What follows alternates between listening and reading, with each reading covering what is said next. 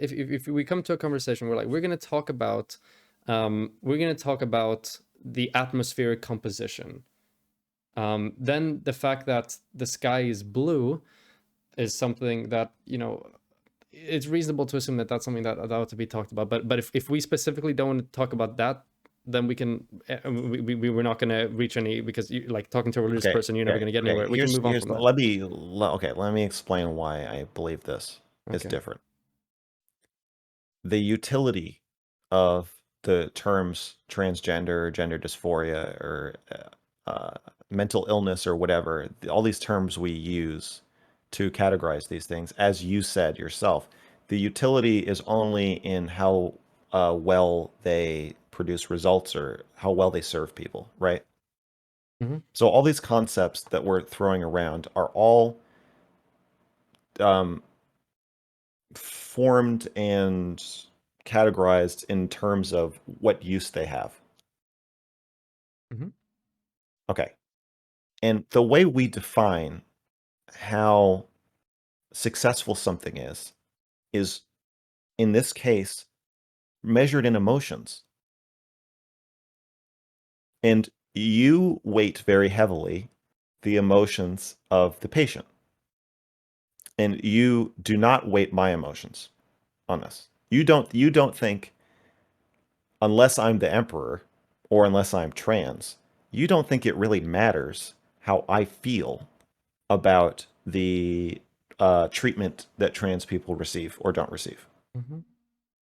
Right? And so I think that that's our fundamental difference.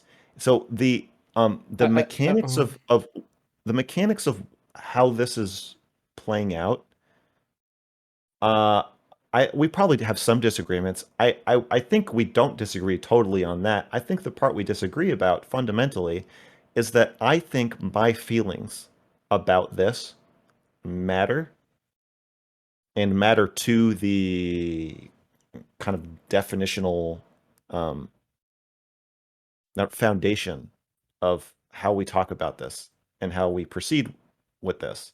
And you don't.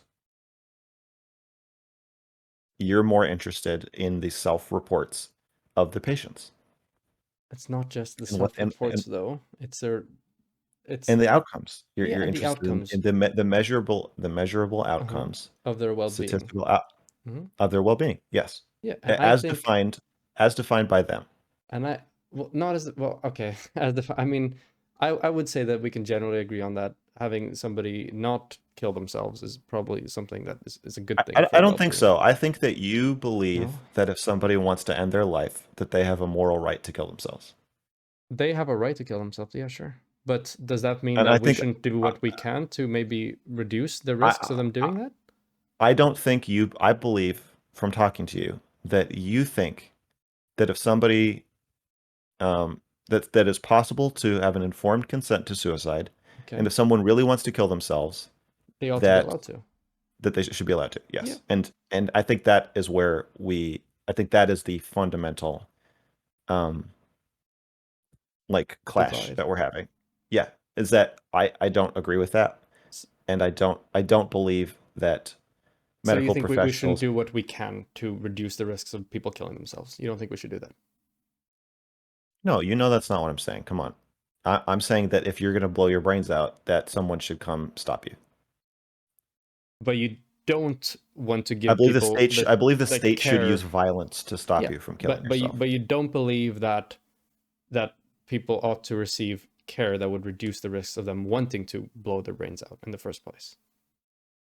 You are, that I don't think that, I've said it's the same as female genital mutilation. So I don't define it as care. So you defined Wait, it as care. do you So not think it is beneficial to the well-being of the trans individuals that they receive gender affirming care? um, I think it is short term beneficial to some at the cost of a exponentially large number of people suffering. So I don't know. I don't think so overall. If you look at it the way I see it, no. I And think you it's propose I instead think it's wrong. family therapy, which has not been shown to resolve this to any degree? Uh, you asked me what I would do if I were the emperor, and family What you therapy would do instead? normalize What's your alternative? Yeah. that is just one thing. I mean, there's I've got more on the docket if you want to hear more plans, but Yeah. I don't. How do we help these But people? there's a aggressive, challenging, combative tone that you're in what you're asking me this, and so it doesn't make me feel like you're actually that interested in exploring what I think about it. It seems more like you're trying to debunk what I think about it, which is what we agreed we weren't going to do before I agreed to do this, or before you agreed to do this. I asked you. So I thought the plan was we were going to have a discussion, and it feels super debatey. So I can answer your question, but But you don't want me to work with them after you give them. well, what by work with you mean pick apart? Like Well, it I depends. If don't they're reasonable, I'm not going to pick them apart. But if I don't think that they're reasonable, then I am going to I pick don't them want apart. to. My position it to you is inherently unreasonable. So I don't really. I again, you could say why you disagree with it. I just don't want to be expected to justify it to you. The same way if I ask a Christian person like, oh, so you think I'm going to go to hell if I don't like why do you oh okay like okay that's what you believe. I can say why I don't believe that. I could even say why I think that's bad that you believe that. But I don't want to hear like, oh, okay, well then if that's true, then what about this? Then like I don't want to. It's the trans debate is raging, it is unending. I'm more interested in trying to figure out how to empathize across party lines, as I Mm-hmm. said, and to work together. And I don't think debate is useful. It's a sport, and I don't want to. I don't. There's no point. Okay. So I want to empathize across the party line. I don't want you to try to bring me across, and I'm not trying to bring you across. I'm not trying to make you think the way I do. so I then think what's it's the point I think of us it's having a conversation? Why not just so that we we make can our understand each videos? other. I, So that we can understand each other, so that we can humanize each other, so that anyone who follows me, who thinks that you are a libtard, who thinks that you're a delusional idiot for believing any of this, Mhm. who and whatever else they say about trans rights people, so that they can see that actually you're a reasonable, smart person.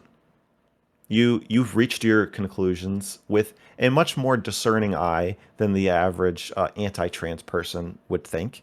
That you are open to different types of evidence, and that you do you you you have you're a real person with a real belief system, and so that your followers who think that I am a uh, he's the things he's saying aren't human, whatever the hell they're saying, who think that I am a possibly pedophile, transphobic, Okay, we can clear that up. hateful. MrGirl is not a pedophile. Oh, Are we thank all you. clear I on that? approve it. Okay. Well, Yes, I to agree. my knowledge, and the knowledge To of my knowledge, people. either. To my knowledge, either. Okay, We never excellent. know until the coffin is closed, but so far, Yeah. um, I so that your followers can see that, oh, these people, some of them are not actually bigots. They're not transphobic, or if they are, they can be vulnerable and explain why they're transphobic. Why does this freak you out so much? Why do you believe what you believe? I think there's a great value in that. I don't think the only point of talking about an idea is to grind each other down until one of us agrees to or pretends to agree with the other. I want to leave your views intact. I think trans people do need people like you looking into the the truth of what they're saying and what they believe, and to advocate for them. I don't want to make everybody like me. And I think trans people also need people like me who are saying, what if this is all horse shit? What if you don't need this? What if this is bad for you? You know? And if we were all on your side or all on my side, I don't think that would be a good thing. So I think comparing our ideas and discussing them is inherently a good thing. And I think trying to change each other's ideas in some cases can be Hmm. good. And if you feel you have a moral obligation to try to debunk everything I say, then I understand that. But I don't like it that much. I don't think it's that productive. Okay, but part for us to be able to understand like what the difference in perspective is and what each of us want to do, like I think it's a fairly basic question. Like, okay, so how do we? Because okay, hold on. Maybe we should. You know what? Maybe we should go super basic. Maybe that's what we've been missing.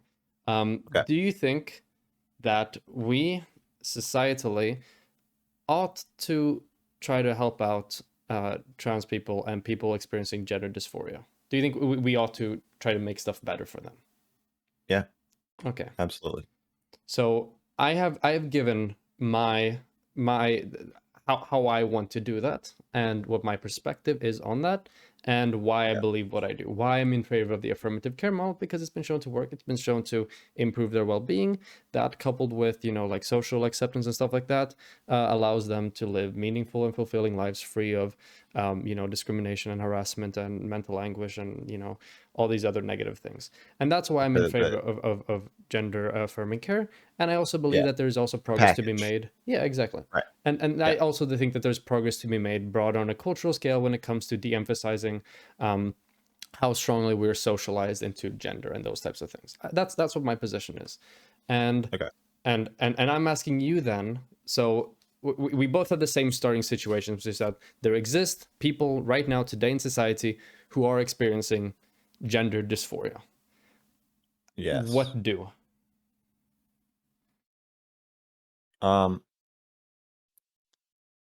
the I think the places where I differ from your beliefs here, as I've touched on, but I think if we're going back to basics, Mhm. I don't agree with uh I don't have the same definition of what is good or help. I don't have the same definition of gender dysphoria. Just give me I yours. Give think me what you would do to help. Tell me what you would do in this society. I think okay, so I think the norms around family therapy, norms around individual therapy need to change. It needs Okay. to be normal to get help. Hmm. Norms around feeling bad need to change. And I Hmm. do think I agree with Schreier on this one that social media is um, causing people to have this intolerance with discomfort with their own body. I think all of us have things we hate about our bodies, and we're not given a lot of ways to cope with that or talk about it. We're supposed to like that we're fat. We're supposed to like that we're bald. We're supposed to like that we're old or whatever it is that we don't like about ourselves. We don't really have, and we don't give kids, especially, a good language for expressing your bad feelings about yourself. It just seems like you're not supposed to have them. Um, and social media amplifies this by making it seem like no one has bad feelings about themselves. And I think it's very ostracizing and confusing. Hmm. Um, I think we're really weird about sex. I think that we're taught to be ashamed of our genitals and masturbation and fantasies from a very young age. And um, there's a survival mechanism that a lot of us kind of come up with and say, well, yeah, but they don't really mean that, or we're not going to let that fuck us up too much. We know that, there's a winking acceptance that like we're gonna have sex. They put condoms in the bathrooms and whatever. But I think a lot of us don't are more hurt by this than we think. And I do think the trans thing it is a lot about sex. Um, so I think normalizing sex between children and adults. But no, I'm just kidding. I think normalizing the a safe um self-accepting development that includes conflict and conflict resolution and talking about uncomfortable things. It's just all these things are missing that I see are taking pieces out of people and that I think are contributing Hmm. to gender dysphoria. And I Um, agree. And this is the beautiful thing, okay? I agree with literally that 100% of what you just said. doesn't okay.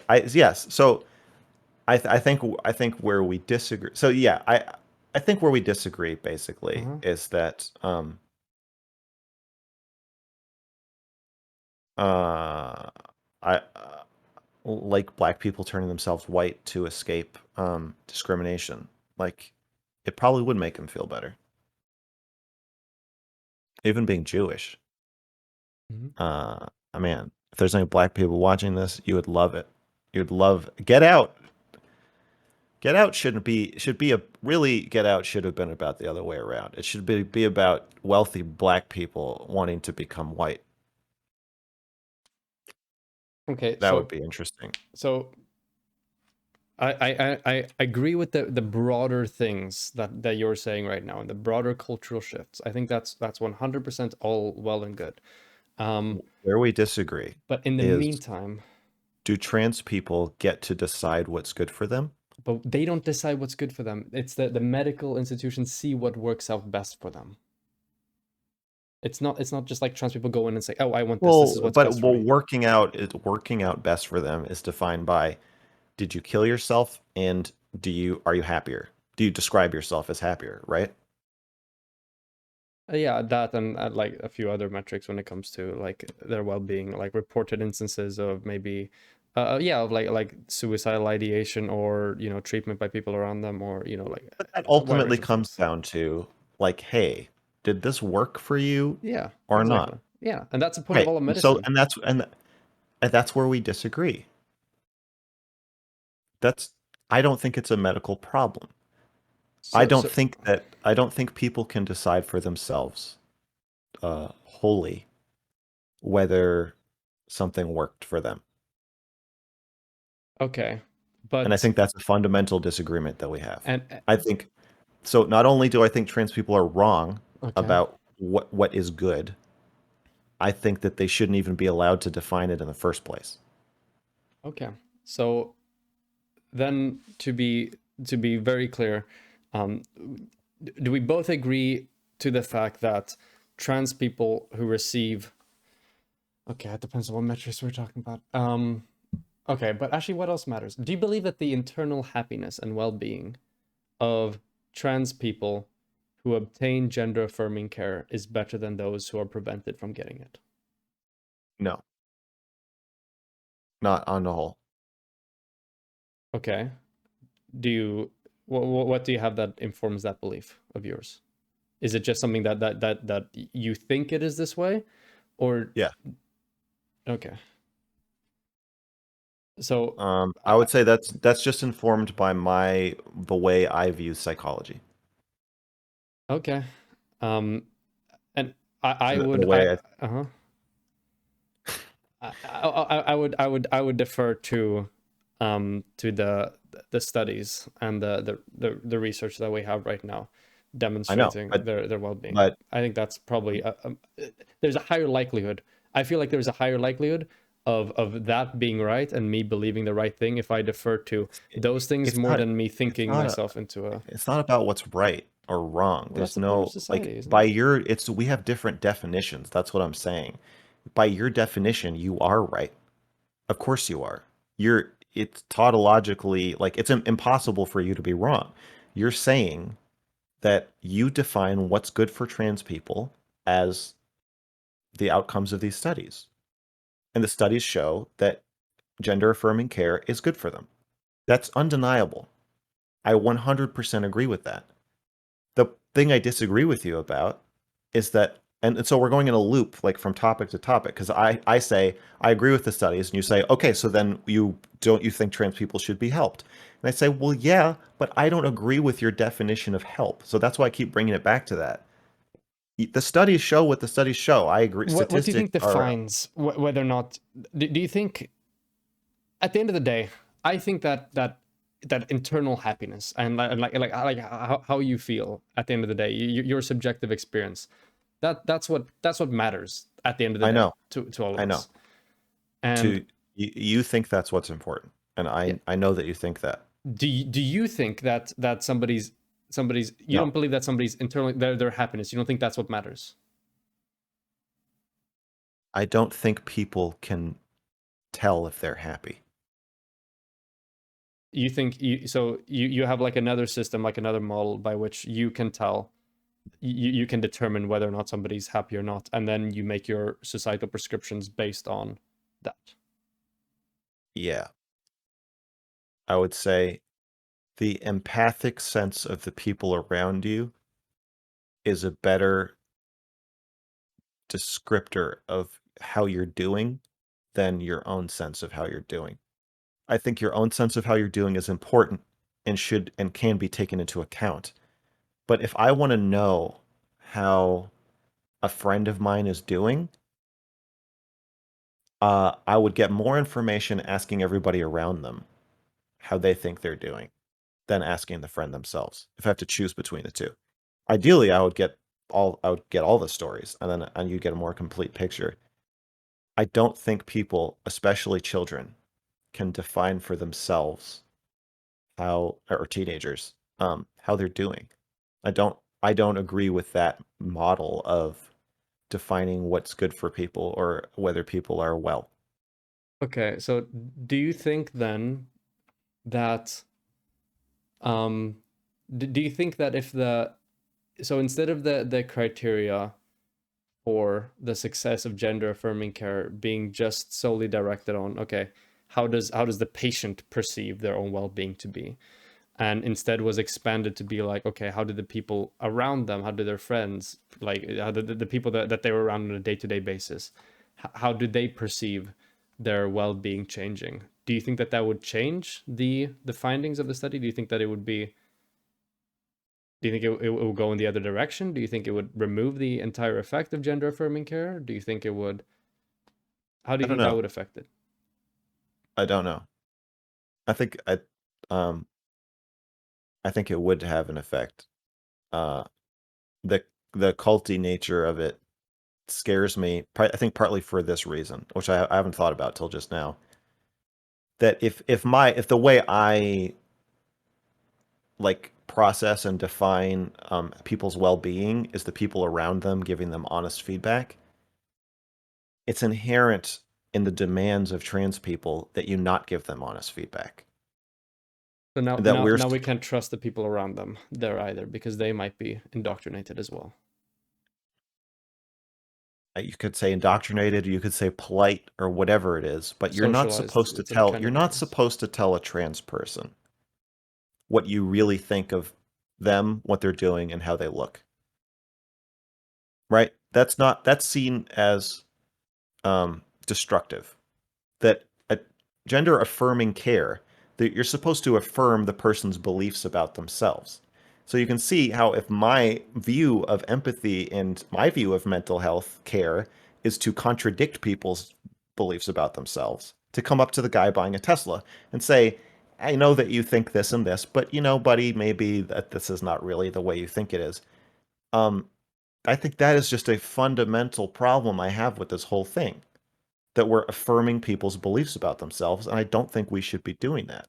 I think you're cutting people off from empathy and being challenged and being questioned and other So things that I think are necessary to be mentally healthy. so to be clear then, being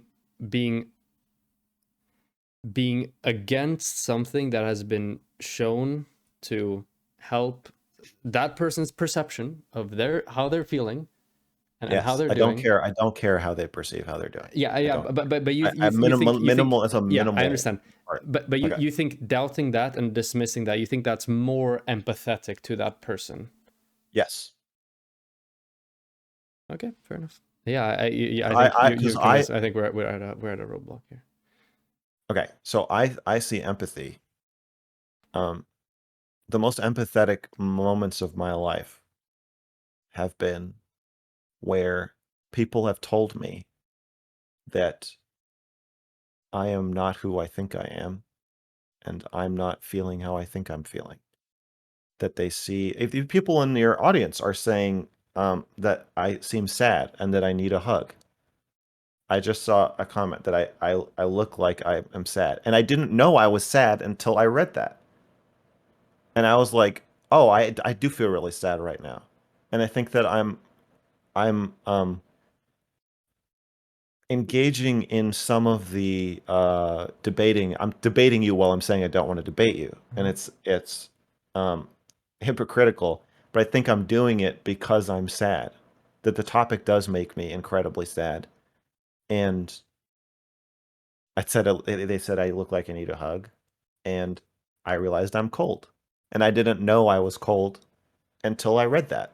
And this is obviously a small momentary thing, Mm-hmm. but it's happened to me a lot that someone reflects something back at me, either small or large, Mm-hmm. that clicks for me and makes me think, wow, my whole view of who I am down to a fundamental level is wrong. And that this person has an understanding of me that I didn't have, and that I can then incorporate it into who I am and get to know myself better. And I think the cult is a obviously unkind way to put it, but I think that when we start catering, when we start agreeing, like if I contradict your belief of who you are on a fundamental level, I'm harming you. That we are removing that kind of empathy and care from the equation. So, do you think that, and we can talk about this a little bit, do you think if that person, instead of them saying, um, instead of them saying like, oh, he needs a hug or they look sad, do you think you would have realized something significantly different if they would have said, hey, Max, MrGirl, like, how are you feeling right now? Are you happy? Are you sad? Like, what's up with you? Like, do you need a hug? Do you think that you think you would have come to the same realization? No, Okay. because I didn't think I was sad. I was thinking about how I was feeling, but I was wrong. I thought I was annoyed. Okay. And Or I thought I was either annoyed or generally having a good time. Like I'm enjoying most of the conversation. Some parts of it have annoyed me. I sense your anger, and that is setting off some of mine. And then I'm also just angry about the topic in general. okay. Well, I can. I would have given a self-report that would have been wrong. Okay. Okay. I mean, there's no way for me to know that. I can tell you though that I'm not angry. I very seldom get angry. I barely ever. Have I been angry? I That's get angry sometimes. obviously not true. You've been angry for, I believe, most of the conversation. You're quick to calm yourself down, Uh-huh. but you seem angry. Certain aspects of this definitely make you angry. Okay. I think certain Particularly aspects. Mhm. when I hand wavingly dismiss studies or reports or anything that you say, like I looked into this and this and this, and I have this stack of notes, and I say, well, yeah, but that doesn't matter. That definitely seems to irritate you. I I'm not think saying frustration it's is a not bit better than anger. I think anger implies like a form of okay. like vitriol or something. I Okay, think frustration. I think frustration. frustration is yeah. That's. I don't. Yeah, I don't think you're vitriolically angry. Okay. But I think you, parts of this have been frustrating for you. Yeah, I mean, yeah, you're right on that. Okay. Yeah, yeah, I guess we are at an impasse. I think that you're right, we're probably gonna keep circling on that.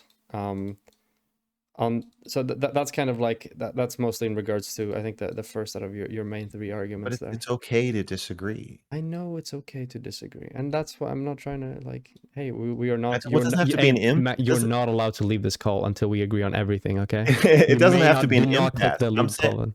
maybe framing it as an impasse is doing us a disservice. Didn't you say Maybe it it's was an impasse as well beautiful. before? Sure, maybe I did us a disservice. Okay. Maybe it's better to just frame it as we've just reached a level of understanding of each other. Yeah. Yeah. Yeah. We could. That's another way to frame it. Probably like a more amicable way to frame it as well. I think that's good. Um, when it comes to the I think that you I think we haven't reached an impasse. We have excellent. We've reached a deeper understanding of each other and our beliefs and our belief Okay. systems on that Okay. one. I just had two more things that I was curious about is in regards to your main three arguments. So Okay. the one about the ape rights and Yeah. you feel a personal right to know what's going on. in somebody's like what sex they are, what genitals they have, right? That's kind of what it was. Was it genitals specifically that you felt like you had an ape right to know? I think so. Oh, wait, hang Okay. on a second.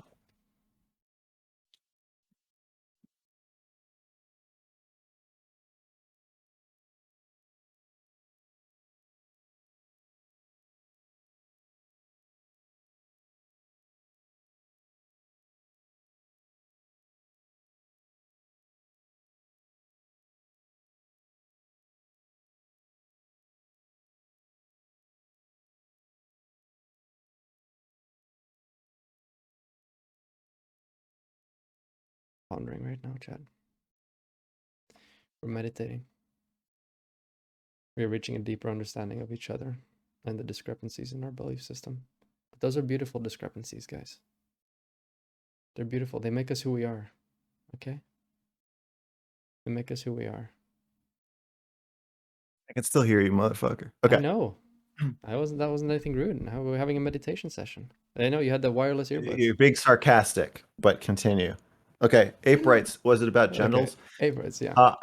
Yeah. So I was just describing the way a dog sees another dog and says, "Can I fuck that dog?" Let me sniff The its genitals, yeah. Yeah, the sexing, Yeah. the immediate thing that mammals do when they meet a member of their own species. Mm-hmm. I want to know if I can have a baby with you or not. Mm-hmm. So wouldn't this this kind of feels like um it's it's it might be a bit like because I agree with your broader ideas about how we should societally like modify our perception of gender and stuff. How we should for instance like gender roles get those the fuck out of here. Those are dumb as fuck. And we should try to yeah to work with them and make them more like liberal or whatever, and potentially even get rid of them all the way down the line. Okay. But this argument about the ape rights, um, do you have a problem with then with like gender non-conforming presentation and dressing in gender non-conforming clothes or gender ambiguous clothes or gender ambiguous No, presentation? no. Doesn't that make it also harder No. for you to tell if who it is? Yes, if you want to sexually confuse me on a individual level, that's fine. Okay. I mean, I can even enjoy that a little. I don't know if you've seen my girlfriend, but she's, you know, I'll leave it at that. Mm-hmm. Um, well, she was non-binary when I mean, you saw the video, so you know. Mm-hmm. Um, no, I have no problem with people subverting gender norms. I think it's a good thing, like Even you though they're just said. violating your ape rights? No, so I said this before, but I will explain it again because I want to be really careful about this. I'm saying that I want to have a right to perceive things as I perceive them. That doesn't mean that you have to help me perceive it. I'm just saying I don't want to be told that if I see somebody I think is, if I look at, a really womanly woman, like, who's a womanly woman? Who's the most womanly woman you can think Who's the of? most womanly woman I can think of? Yeah. I don't know. We can take what's her name? We can go a bit old. We can go Natalie Portman. I don't know. Anything. Natalie Portman. Yeah. Okay. I was gonna say I don't, Cardi B, but we'll We go can take Natalie Cardi B. Portman. That works as well. Okay, so I look at Cardi B, right? That's Margaret that's a Thatcher. woman. That's an excellent one. I didn't think it'd be No, Margaret Thatcher. Okay. no, No, no. Margaret Thatcher. No. Cardi B. That's Cardi a B. woman. Okay. Cardi B is a woman. Okay? And so if I'm told that I have to say Cardi B is a man when I feel it all through here that she's a woman, Okay. that's what I'm saying violates my ape rights. If Cardi B wants to change her appearance so that I perceive her as a man and I feel it in here that she's a man, that's fine. You don't have a, I have a problem with people doing that on Tinder. I will say this. I think Tinder needs a separate trans section so we can kind of like get into some conflict there. But no, I just don't want to be told that I have to think somebody who I feel is a woman, that I'm supposed to feel they're a man. I want to be able to feel the masculinity or femininity of whoever I want and talk about them however I want. Um, I so just don't want to be told what I'm supposed to think and say. That's what it is. so I think that there is a oops, I just messed up my document. So I think that there's a bit of a difference between thinking something and a difference between that and saying something.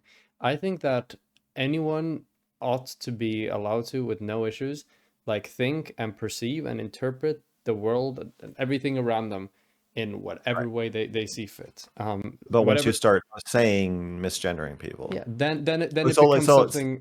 Then it materializes in reality. Then it becomes something that can hurt people. Then it becomes something so that has like a material outcome. yeah, And I think yes, that's where the difference right. And comes so in. that's why I bring up the ape rights, is where I Okay. feel like you're we're pitted against each other at that moment. So someone said bring up a real trans person. So Elliot Page is trans. Okay. But I call her Ellen Page. She's just Ellen Page to me. She's a woman, she's Ellen Page. She always will be for me. That's just how I perceive her. I'm misgendering her now publicly. She might see this and it might hurt her. Uh-huh. A trans person in your audience might hear me saying this and it might hurt them. Yeah. Why am I doing that? The answer, so the ape rights thing is the answer to that question. Is that Well, no, the, that's the uh what? ape rights has to do with you in your head being able to think and perceive the world in whatever way you see fit. That's one thing. That Expressing yeah, in a that public manner in yes, front of other yes. So this people. so I'll extend it. I'm gonna extend it to the stronger I feel Uh-huh. about something, the more violating it is to be told I have to pretend I don't feel it. So I feel that Ellen Page is a woman named Ellen Page who's pretending she's a man named Elliot Page. That's how I feel, and that's what I think. Mm-hmm. And through some calculus of she's very famous and rich, and she's probably not going to see this. And I'm not talking to her face. It's not If I just met her, I would call her Elliot, uh-huh. and I would say, "Nice to meet you, sir." Whenever you want, that's fine. But that's just me being polite. I don't want to do that, and even that makes me feel violated. So it's just a weighing of how does it make you feel versus how does it make me feel. Okay. And one problem I have with transphobic people is they're very bad at being vulnerable. They're not willing to say like, this actually really upsets me. Like in my body, it makes me feel like I'm being raped. And so I want to voice that. I want to say, this isn't just like I think you're stupid and I'm rolling my eyes at you from my high horse and like and like this is so important to you and it's like why can't I just go along with it? Because it's important to me not to. It is viscerally violating um to go along with it. I can't stand it. Okay. I have a very simple I question for don't you. okay. In that case, do you think it's a okay, all good for somebody who perceives black people to be subhuman to act that way and like and speak that way completely in public and hey, if I'm talking to a black person, well then I'm obviously going to treat them as a human being, right? But if I'm with other people or if I'm in a public space, like I'm just having a conversation with you right now online, granted in front of a bunch of other people, I mean they're kind of, you can say that they're like subhuman or whatever. Do you think that's fine? Yes.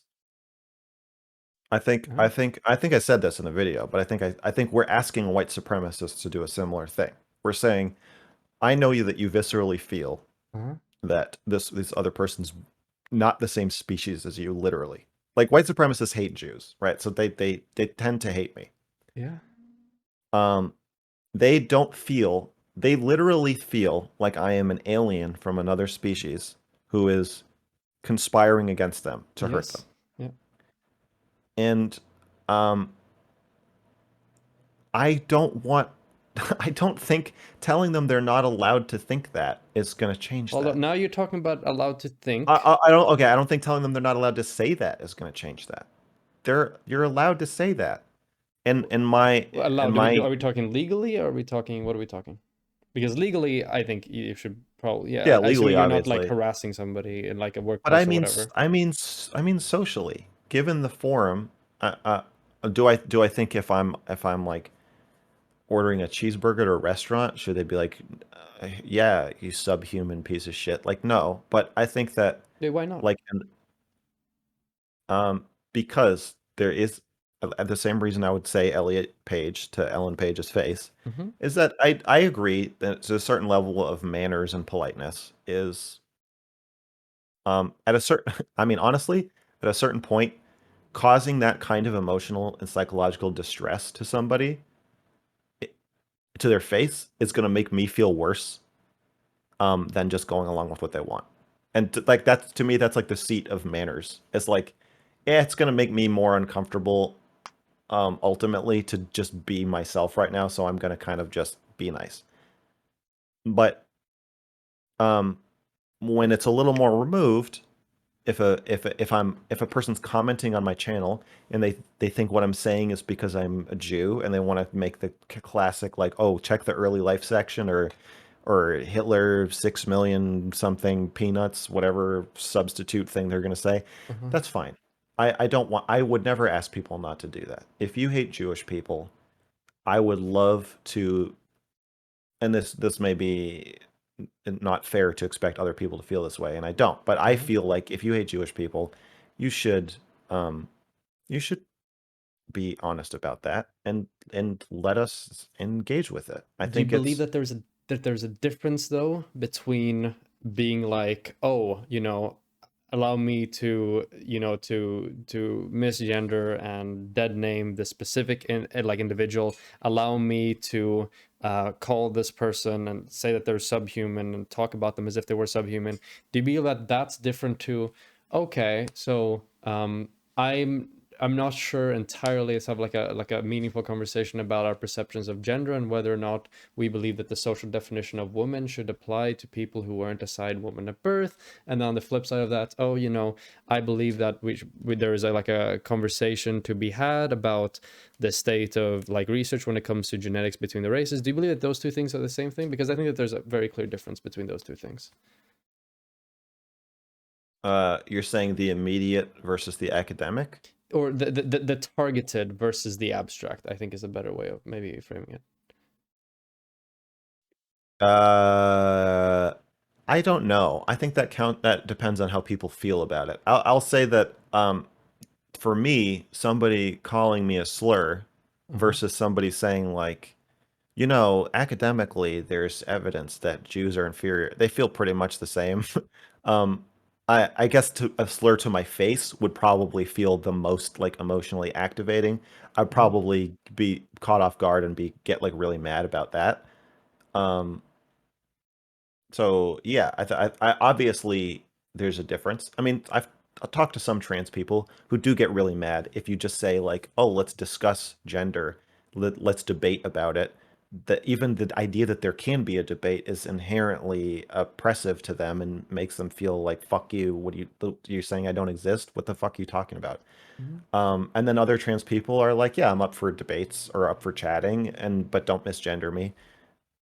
So Yeah, I but I think it just depends on how people feel. I think we societal should be able to talk about any abstract ideas, however we want to, Okay. whatever, even though they can be You ridiculous think you're because saying it it should needs be to be you're taken saying it into. should be a yeah, you're saying it should be a norm that it's okay to do that. Yeah, I think that's a good thing to Okay. let certain things like come out so that they can be met and they be addressed so they don't sit festering in some corner of society and then it fucking explodes or whatever. Or Okay. on the internet, for instance, there's plenty of case studies at that. But I think there's a difference between doing that and talking about these abstract ideas and concepts, which I do think that we societally should talk about in order to have more social cohesion and to be able to have discussions with each other and whatever. I think that there's a difference between that and then like talking about like a specific person and reflecting those abstract beliefs in a way that is dehumanizing against them. Yes, and you think misgendering Ellen Page is dehumanizing. Yes. Okay. So I guess where I come from there is that I don't think it's dehumanizing, Wait, even though she really uh, doesn't like it. Um, and I don't think I think that it's a I guess, a balancing act between how do you feel going along with the shit you don't believe versus how will it make other people feel if you don't. Can you repeat that last thing? Sorry. I just think there's a balance. I think it's we should find a balance, I guess each of us, Hmm? between how does it make you feel to go along with pretending you believe this shit versus how does it make somebody else feel when you say like, nah, you're not Ellen, you're not Elliot Page, you're just Ellen Page. I don't agree with that. I just think that there's an inherent conflict there. Um, I'm gonna be honest. I'm not quite sure what you're saying. I'm so sorry. Um, I don't want to call Ellen Page Elliot Page. It uh, makes me feel bad. It okay. makes Ellen Page feel bad if I call her Ellen Page. Yeah. So one of us is going to feel bad. Well, and not well, but not just The Elliot question, Page, right? It's also all the other people that may be in a similar position to them that are also going yeah, to be and negatively impacted. anyone who hears it. So people who are hearing me right now are negatively impacted by me calling her Ellen Page Mm-hmm. as I'm speaking right now. Mm-hmm. Members Any. of your audience do not like it. And so there's the balancing that has to happen, some reconciliation of, well, then what do I say? Do I say the thing that makes me feel bad, or do I say the thing that makes other people feel bad? And so to me, that's the misgendering just comes down to that, is that I I'm not saying it to make people feel bad. It's not malicious. I'm not lashing out. And if that is the reason you're misgendering someone, then yeah, I don't think you should do it. Mm-hmm. I think there's probably a better way to deal with your feelings than that. But in my case, with the ape rights thing, I don't want to be told how to talk about Ellen Page. I want to talk about her how I want to talk about her, Do you and this believe is there how I should be want to any talk about norms for speech in society? her. Yeah, I think what I'm describing is not anti-norm. It's just a more convoluted or more nuanced norm Do you think of if it I think you should weigh for yourself how you feel and how other people are going to feel, and then make a decision that seems right for you. I have a friend who can't stand being nice. He can't stand it. He Mhm. can't stand being polite for even a fucking second. When you bring him into any social situation, he is going to blurt out. He detects what other people don't want him to say, and then he says it. Just because I think he truly just feels he can't stand it. And and I'm more polite. And so sometimes there's conflict between us where I'm like, do you really have to say that? And then when you look closer, I'm like, he does. He does have to say it. He just has to. And I love him for it. And um I don't know. Everybody's different. So I don't think we can I don't agree with coming up with a all-encompassing rule that's going to work for everybody. I think people who don't want to hear misgendering and shit probably shouldn't listen to me talk if it's that unpleasant. I think we can figure this out on a more individualized level. All right. Um, I have a curious question. Um, why are you also like principally against calling somebody a new name if they have a name change? Just like let's say not nothing related to gender. They just I okay. My name is Yeah. Elton. I know I you know Elton. I mean it's kind of like a whatever name, but I wanna let's say I wanna blend into the mold. Something that you're a massive fan of. Just Yeah. blending right in. Yeah. Let's say I want to be called John. Yeah, Um, I've had friends who go through multiple nicknames, keep changing their identity. It's weird. I don't like it. Same thing. I make some kind of calculus. I'm like, how really you want me to call you this? Like maybe. And then sometimes some of them I'm just like, I'm not gonna do it. yeah. Well, yeah. Um, So again, I think it gets back to that basic difference of like who gets to decide who you are, you or other people. And I think I lean much more towards other people. all right.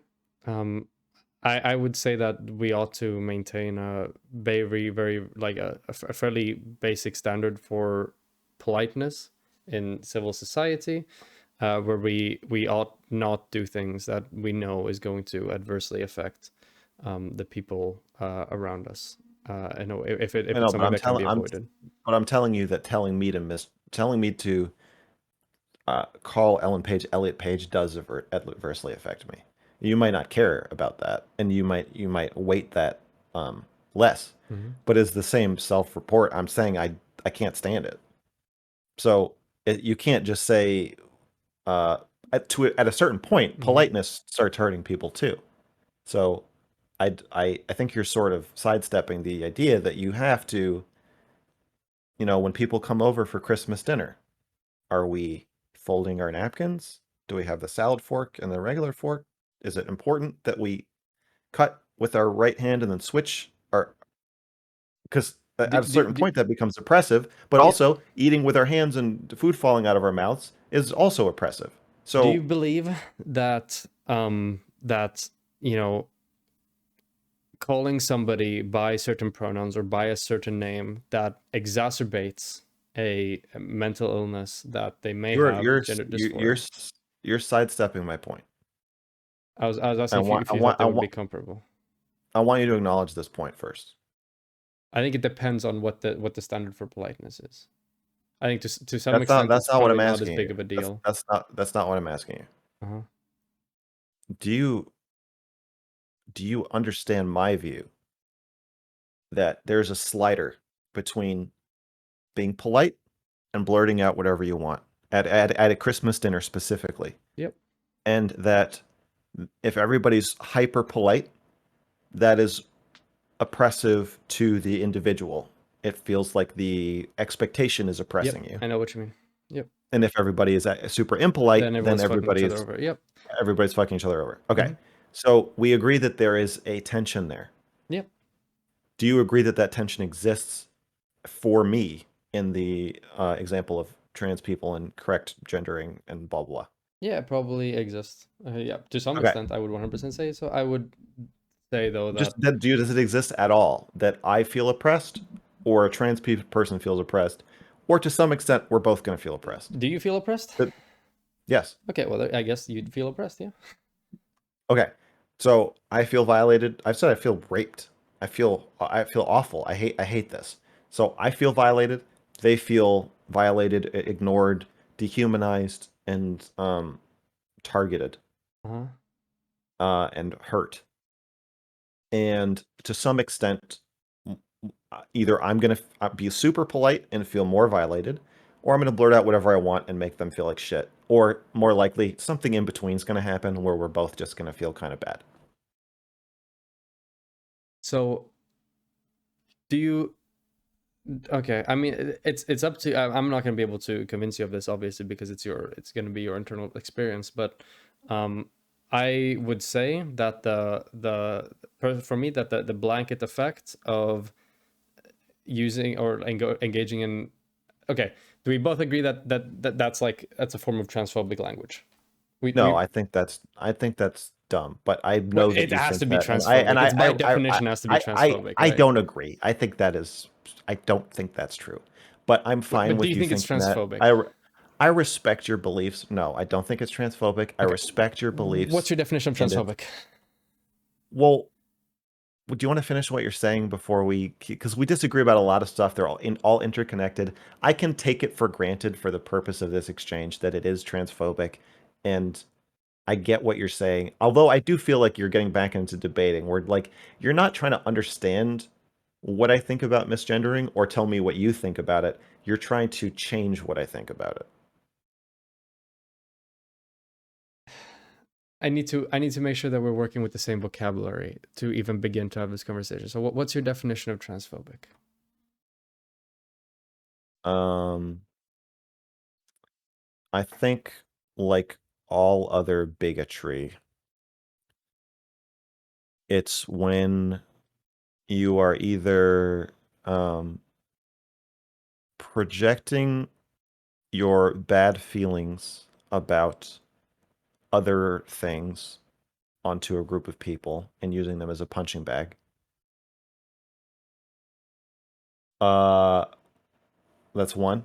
Two, an unfiltered, excessively rude or aggressive, directing of your bad feelings that really are about the group or the idea, but at the people in a way that's malicious and vitriolic, or um, taking things that might be true about a group statistically, like a higher suicide rate, and then assuming that is true of all the individuals and Okay. saying and making some insensitive or offhanded comment that focuses the trend on a person as if it's true of all people.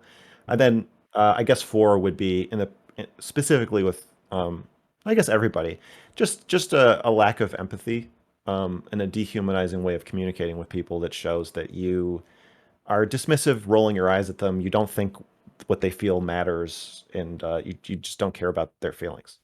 I would say like off the top of my head, I would say those four things are So do you think that your beliefs are transphobia. transphobic then? I'm curious. Specifically by that last Mm, definition. no, I don't think your beliefs can really be transphobic. I think the way you express them can be. Okay, I so think you don't think like because the last example you gave for transphobic was like not caring or disregarding their how what you say is going to make them feel. yeah or how they feel. I think that's what you said. Yeah, yeah. Okay, so previously in this conversation, you said that for you it doesn't really matter how these people say that they feel. What's No, important I'm to not. I'm you. not saying it doesn't matter how they say that they feel. I'm saying for the purpose of determining what is best for somebody and what they need in the realm of psychological treatment, that person should not be the person who determines what they need. That does not mean saying I don't care about how they feel, and it's not saying I don't care about what they experience. I'm saying that your experience, just like me walking into a therapist's office, my experience does not determine what is best for me, and I don't think it should. That does not mean I don't care about trans people or how they feel. And I think you have to admit, um, I think Ben Shapiro is transphobic Okay. because he doesn't care about how trans people feel. It's very obvious watching him talk about it, watching him talk to trans people. He doesn't care.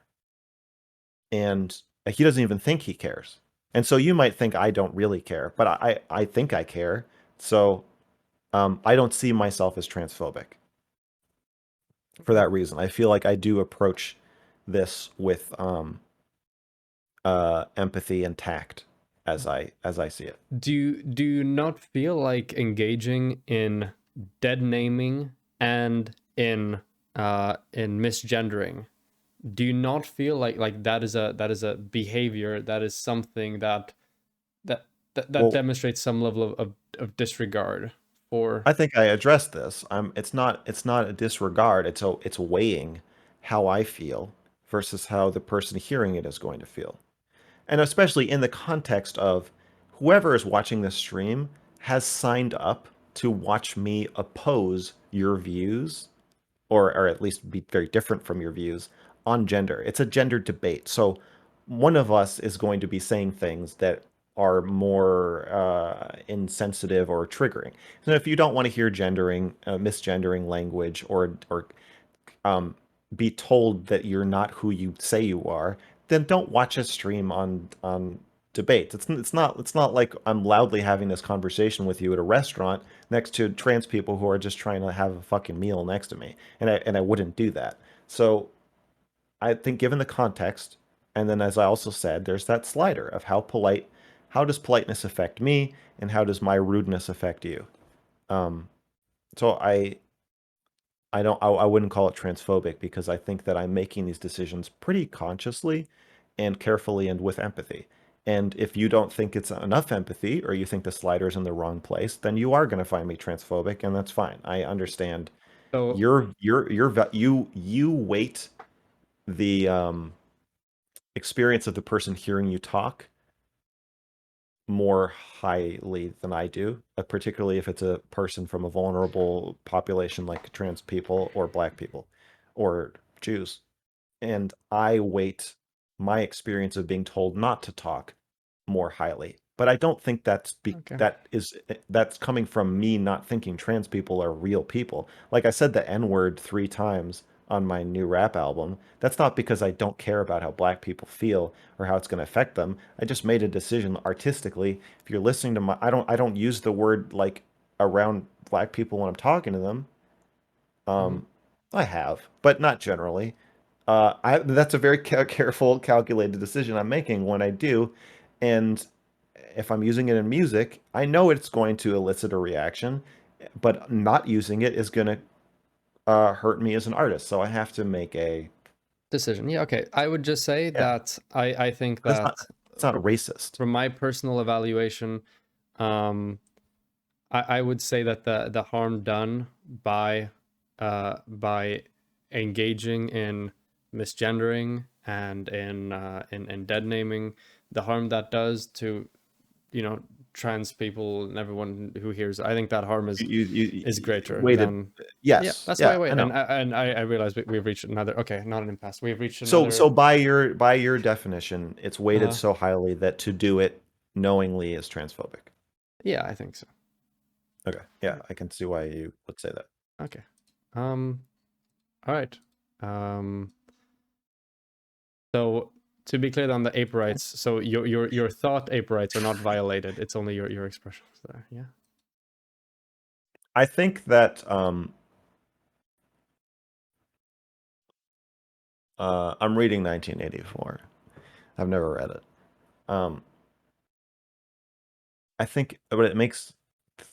I'm thinking of that book because at a certain point, uh, the ideas you express or don't express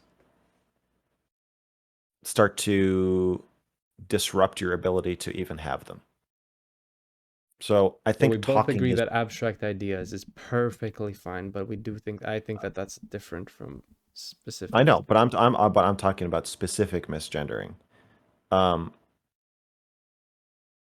I don't think that's a cut. You have a more protective. You're more protective of other people as you I think as you speak Okay. than I am, and your view seems to be that it does not affect you internally if you choose to not say or express something, and I used to share that view, and I don't anymore. I believe that not expressing your thoughts and feelings in the way they come to you does have a internally suppressive effect on you. And so I think the sacrifice is greater than you are making it out to be. It's not that I think that misgendering doesn't hurt trans people. I know that it does. It's that I think that accurately gendering them or inaccurately gendering them, whatever, the way they want to be hurts me more than I Then you think it than hurts the trans people. no, I don't even know if that's true. You just value your own I don't know. thing more. You don't I'm know? not Okay. sure. Okay.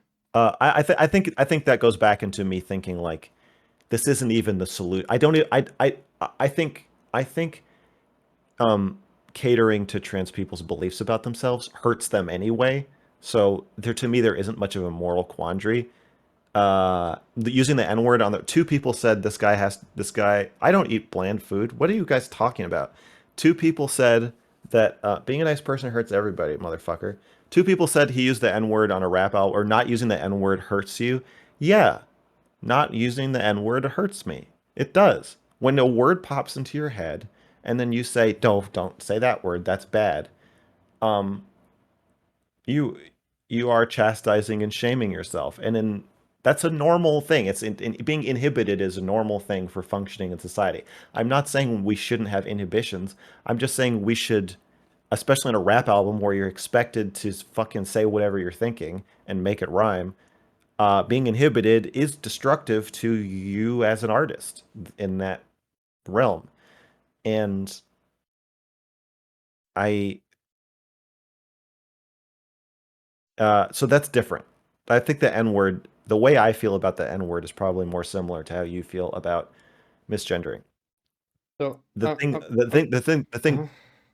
the thing that undermines the misgendering thing for me is I think we are harming trans people Okay. by feeding into their delusions anyway. So I don't think that I don't think it's good for them, So, except in that very immediate moment. so do you think it's a moral thing for some guy in rural America to go to their supermarket, and if they see some black people there, just start like yelling like the N word at them and saying ta ta ta ta ta, and when confronted, they're like, hold on, me not being able to express the way I feel about the people around me, I value that more than the Well, experience of this given person. you're bringing up an extreme example It's where an extreme that's the example, opposite. but I think it's still That's the not. opposite of a rap album, right? In a rap album, a black person listening to my rap Yeah, album, I they understand. know what they're they know Hmm. what they're signing up for.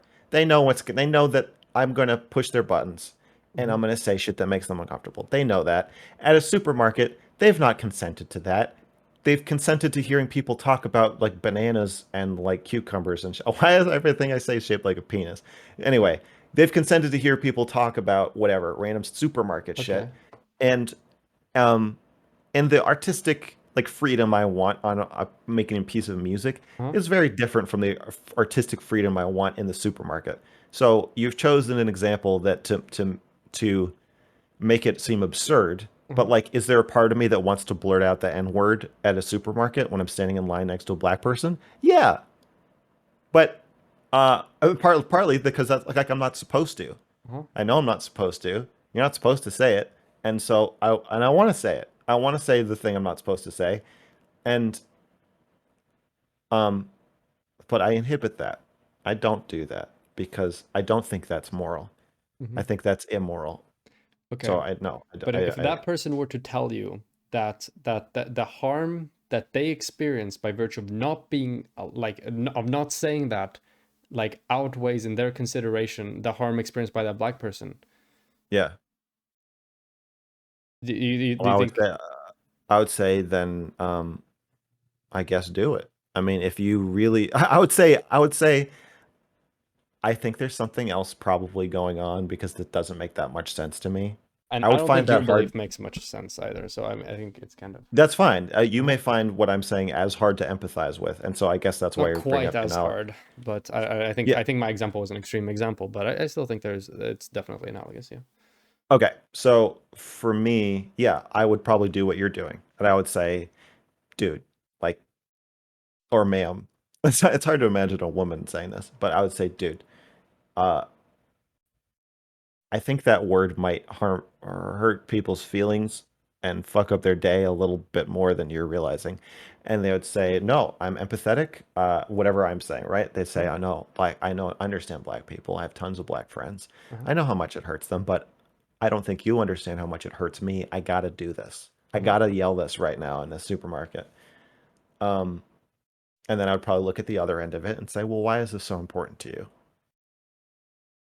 Just as I think you're doing, and I think that's all you can do. I mean, at that point, if they're like, no, this is really important to me, there's no law against it. I can yell the N word at the supermarket.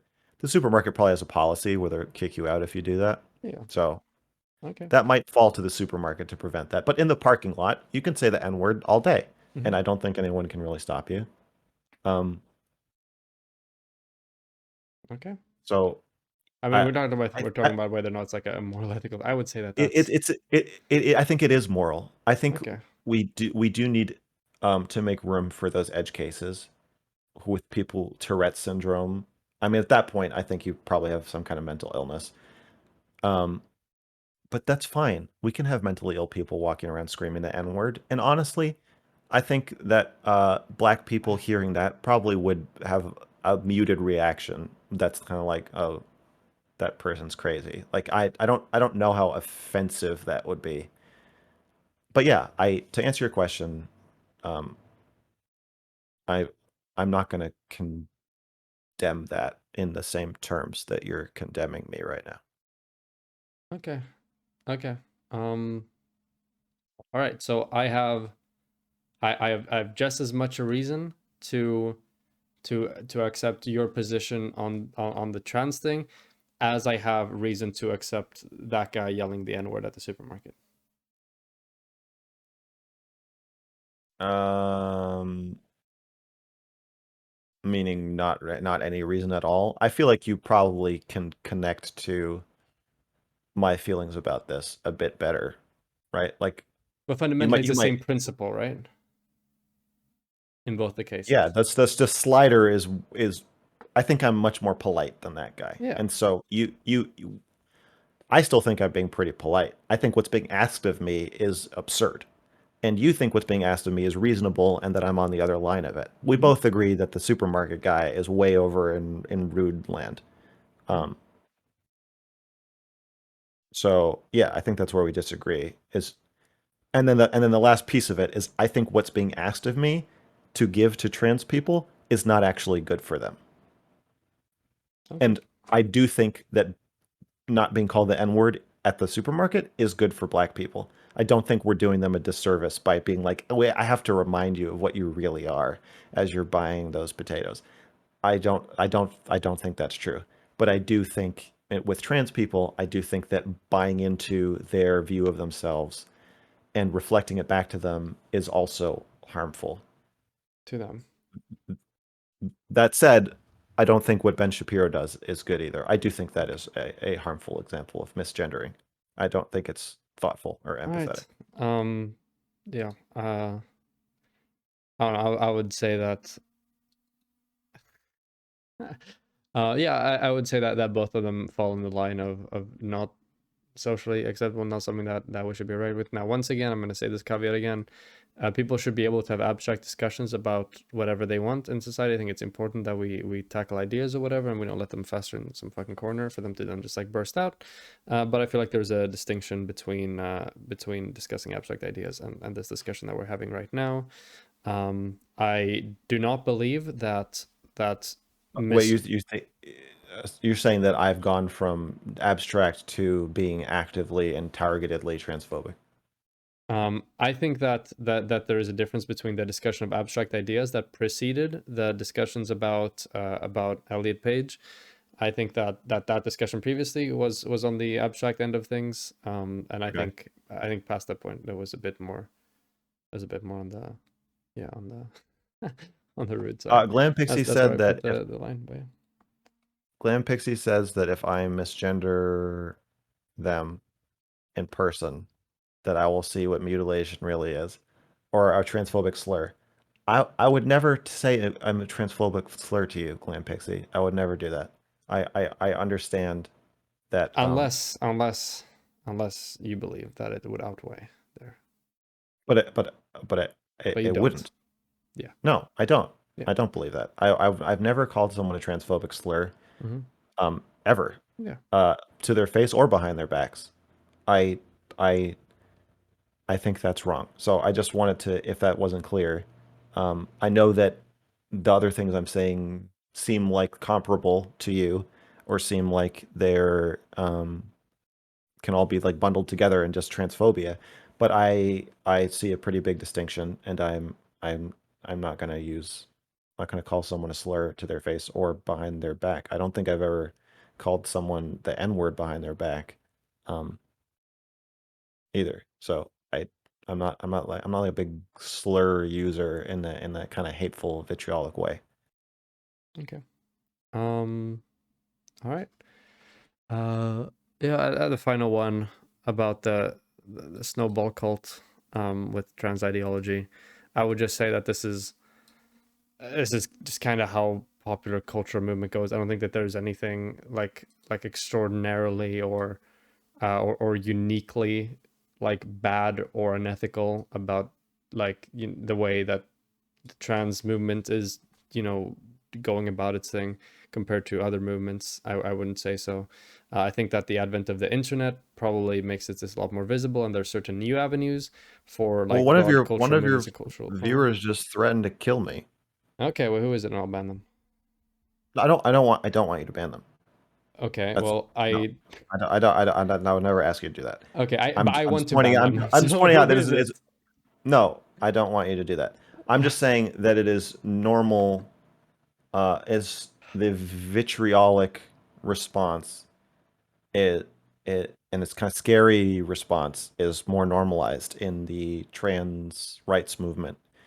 um, like TERFs get death threats all the time, and that's just sort of seen as like normal now. And I think that adds to the cultiness of in a snowball effect where your when livelihood is at stake. there are Sorry, cultural go ahead. shifts, people that are against the cultural shift are always going to be demonized and are going to be harassed and are going to be targeted. I think this is a ubiquitous truth of human civilization. I think this is how cultural progress goes. I think this is how cultural shifts go. People that I think don't I think step part in it are going I to agree with face you. repercussions. I think it's a bit more intense than usual. Okay, I think I could understand why you may have that perception. I would say that that perception probably stems that like, hey, the internet is a thing now, and it's so much more visible, and there's new avenues for people to like enact that or to demonstrate those attitudes. So I wouldn't say that this is by like any means like an argument that is unique to trans ideology or as a cultural shift or cultural movement.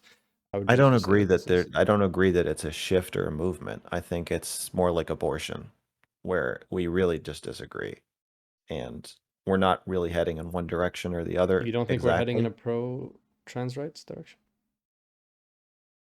Um, no, I don't even know what you mean by trans rights. I I'm not even talking trans.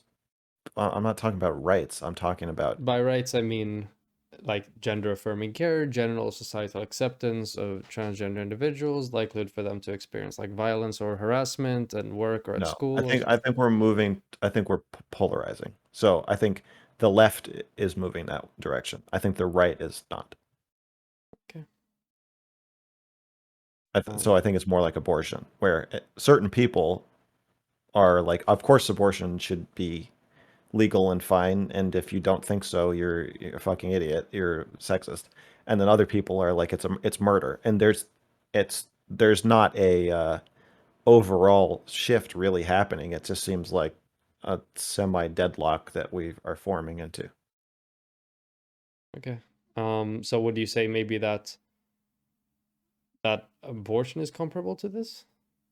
Yeah, but with abortion, you there's vitriol. I don't see the same level of it. Okay, like And people like bombing Planned Parenthood offices and sending death threats and like killing abortion doctors and stuff yeah, that's like that. pretty extreme. That's true. I Yeah. would say that that is pretty vitriolic now that you mention it. I mean like among like more normal people. I don't know. Maybe I'm just wrong. But my sense is that I can go on Twitter and say what I think about abortion and no one's going to get like super mad at me. There's sort of a more accepted like, yeah, you think that and I think this and like, we just disagree. It depends on Uh where on Twitter you. yeah, that's true. Same It's goes for the true. trans thing as well. Yeah, maybe it's just because I'm on the other end of it. It feels stronger. Uh-huh. And then I also think that you don't lose your job for or your social standing for saying the wrong thing about abortion uh, in the same way. So those, I mean, abortion is a bit culty too, but the trans thing feels more culty in that I just see more and more people being pressured to say things that they don't believe, who are telling me they're saying things they don't believe, and out of fear of reprisal, and it's just like so much paranoia and dishonesty. So I guess that's just where I see the snowball cult coming from. Okay. All right. I think that it's been rolled back a little bit, so I don't necessarily know if I have very, very strong disagreements on it. Uh, I have a question. Yeah, You mentioned the 289% increase in what was it? It was uh FTM surgeries between 16 and 17. yeah. And you mentioned that as like this is proof of social contagion. You said fuck I, you if you think this isn't social contagion. yeah, I think saying "fuck you" there is an acknowledgement that it's not actually proof. It just really seems like it. Okay. Um, Um, that- I how did you get think that that number? Do you recall where uh, you found it or you saw it or you read it? no. Okay. I chased down this number a little bit, and Okay. And I found the study where it originated from. It's called Demographic and Temporal Trends in Transgender Identities and Gender Confirming Surgery, published in 2019. Yeah, I think I read that. And it actually mentions the reasons behind the increase in the in the surgeries, why it was so intense over those between, I think it was 16 and 17, and why it differed by the whether you were MTF or FTM. And I think the article specifically mentioned important like systemic and structural changes in the ability for people to access gender affirming care and changes in the insurance policies, Okay, specifically in that year. we're back to debating. Okay, no, Okay. it's a conspiracy. My bad. Fuck, I forgot it was a cult. No, I'm Shit. not saying it's a conspiracy. I'm saying that your purpose, we're no longer sharing our different views and understanding each other. You are trying to pick apart my video. And that's fine. I may be wrong. So tell me, what are the reasons? And if there's other factors Hmm. that are not like a ton more patients want the surgery, Uh, then I will agree with you. um, what But the study mentions, I can just say what the study mentions because okay, sure. that's what it says. That one mentions that now. I mean, obviously, like societal acceptance has probably some part to play in it, but specifically what the study mentions as the greatest changes are the rolling back of certain important systemic and structural barriers to the access of gender affirming care and more healthcare insurance covering gender affirming care now as compared to the years prior, and specifically to explain the difference between MTF and FTM, Yeah. trans people and their surgeries. It's because FTM people, the likelihood of you as FTM having some form of surgery is going to be higher than the likelihood of a MTF person having surgery, because it's more likely that an FTM person will want to have a mastectomy than it is that an FTM person will want to have bottom surgery or whatever, because the Right. top part is covered by the hormones already. So that accounts for the discrepancy, and that's why that discrepancy is so extreme. And I think that that's probably a more uh, that's an explanation that I've seen evidence to substantiate, and that's kind of where I'm leaning at the moment, or an Okay. explanation So that's a theory.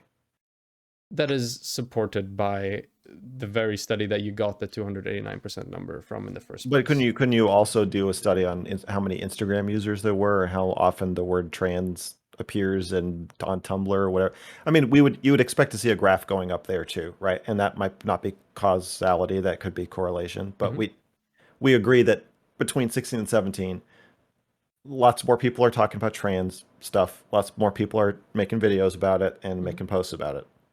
So I wouldn't um again, I feel like you have a sense that trans people are not being talked into or tricked into being trans by social media, and you're pointing to the evidence that does not support that view. And I agree. I could just be wrong. And my view is that people are being tricked into it. And I'm pointing to the evidence that says that. That's obviously some kind of combination, and we don't know how much of either is what. But I feel like we're going back into debate mode, and I don't know why. I feel like we We're making uh progress. I don't know if progress is the right word. Well, now No. I think maybe we weren't. I don't know. Okay, I You've become was frustrated. You've become frustrated again. maybe. Yeah, I mean, I would just say that the one piece of evidence that I have seen about the social contagion thing has been the Lisa Littman study, and I think that that was a really terrible study on studying this. I don't think it's proved anything at all. All I think this proved is that hey, parents of potentially, we don't even know if these people were parents because they never checked anything with the survey. They never even checked if these people were parents, if they have actually had any trans kids. They never checked anything. All we really know is that the people who took this survey on these three gender critical turfy websites, that they perceive trans people as experiencing social contagion or rapid onset gender dysphoria. That's pretty much the extent to which that proves it, and that's kind of what I've That's seen. fair. That may be a flawed study that does not prove anything. I have not looked into it in the same way that you have, Mm-hmm. and I may not even have the same eye for looking into it that you do. But I take your word for it. I believe it's a flawed study. Abigail Schreier definitely strikes me as the kind of person who is going to pin everything on that study without it's an emotional book. It's written from a place of emotional concern, and um she's not MrGirl. She's not me. She's not trying to do the same thing as me, and she probably shouldn't be doing it that way. And I Mhm. agree with that too. All right. And if you want any more information on this specifically, I can send you along like academics that have put into exact words the things that I'm like sort of summarizing to you right now, in case you would want to know that. But yeah, um, I'll take your word for it. all right, that's generous of you. Thank you. All right, well, those were the main things I had in mind. Do you have any exciting questions for me? Um,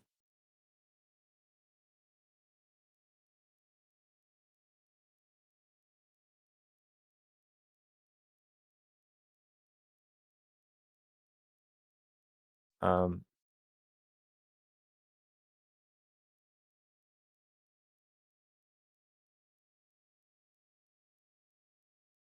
do you think, back to the cult thing, Mm-hmm. um, do you see a concerted effort to label people as transphobes and discredit and silence them, whether you agree with it or not? Um, do you think that's happening to any degree? I definitely think that there are people who basically make this social movement, this social struggle, such an intrinsic part of their identity as a person that they will often frivolously and to a greater extent than necessary engage in, name calling and attempting to discredit people who may not have reason to be discredited. However, I've yet to see evidence demonstrating that that is having a downward or like a negative pushing effect on the literature and the findings and the beliefs of the academic and medical institutions on this topic. I see that happening more in just regular workplace and especially on social media than anywhere else. Do you think that politicians like Joe Biden and other, I don't know, 70-year-olds saying trans rights are human rights, Mm-hmm. um, do you think that they are being sincere, or do you think that they are saying what they are supposed to say?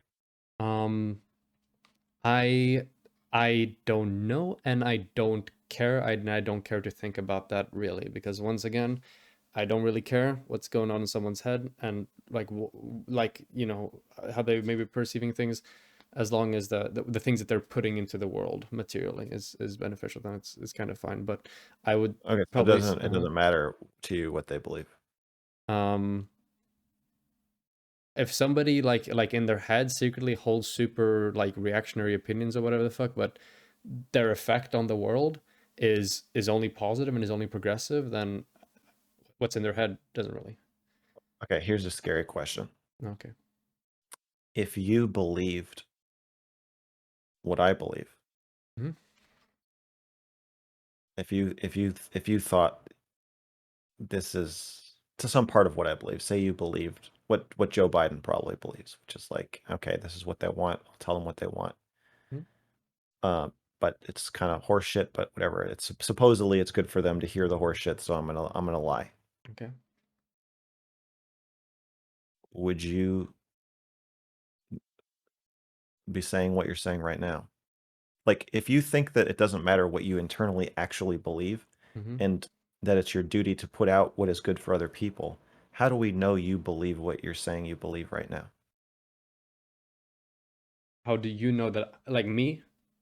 Yeah, your audience. How do us listening to you, how do Hmm. we know if you're saying that you're not duty bound to say what you really believe, Hmm. you're duty bound to say what is best for other people to hear or best for the movement?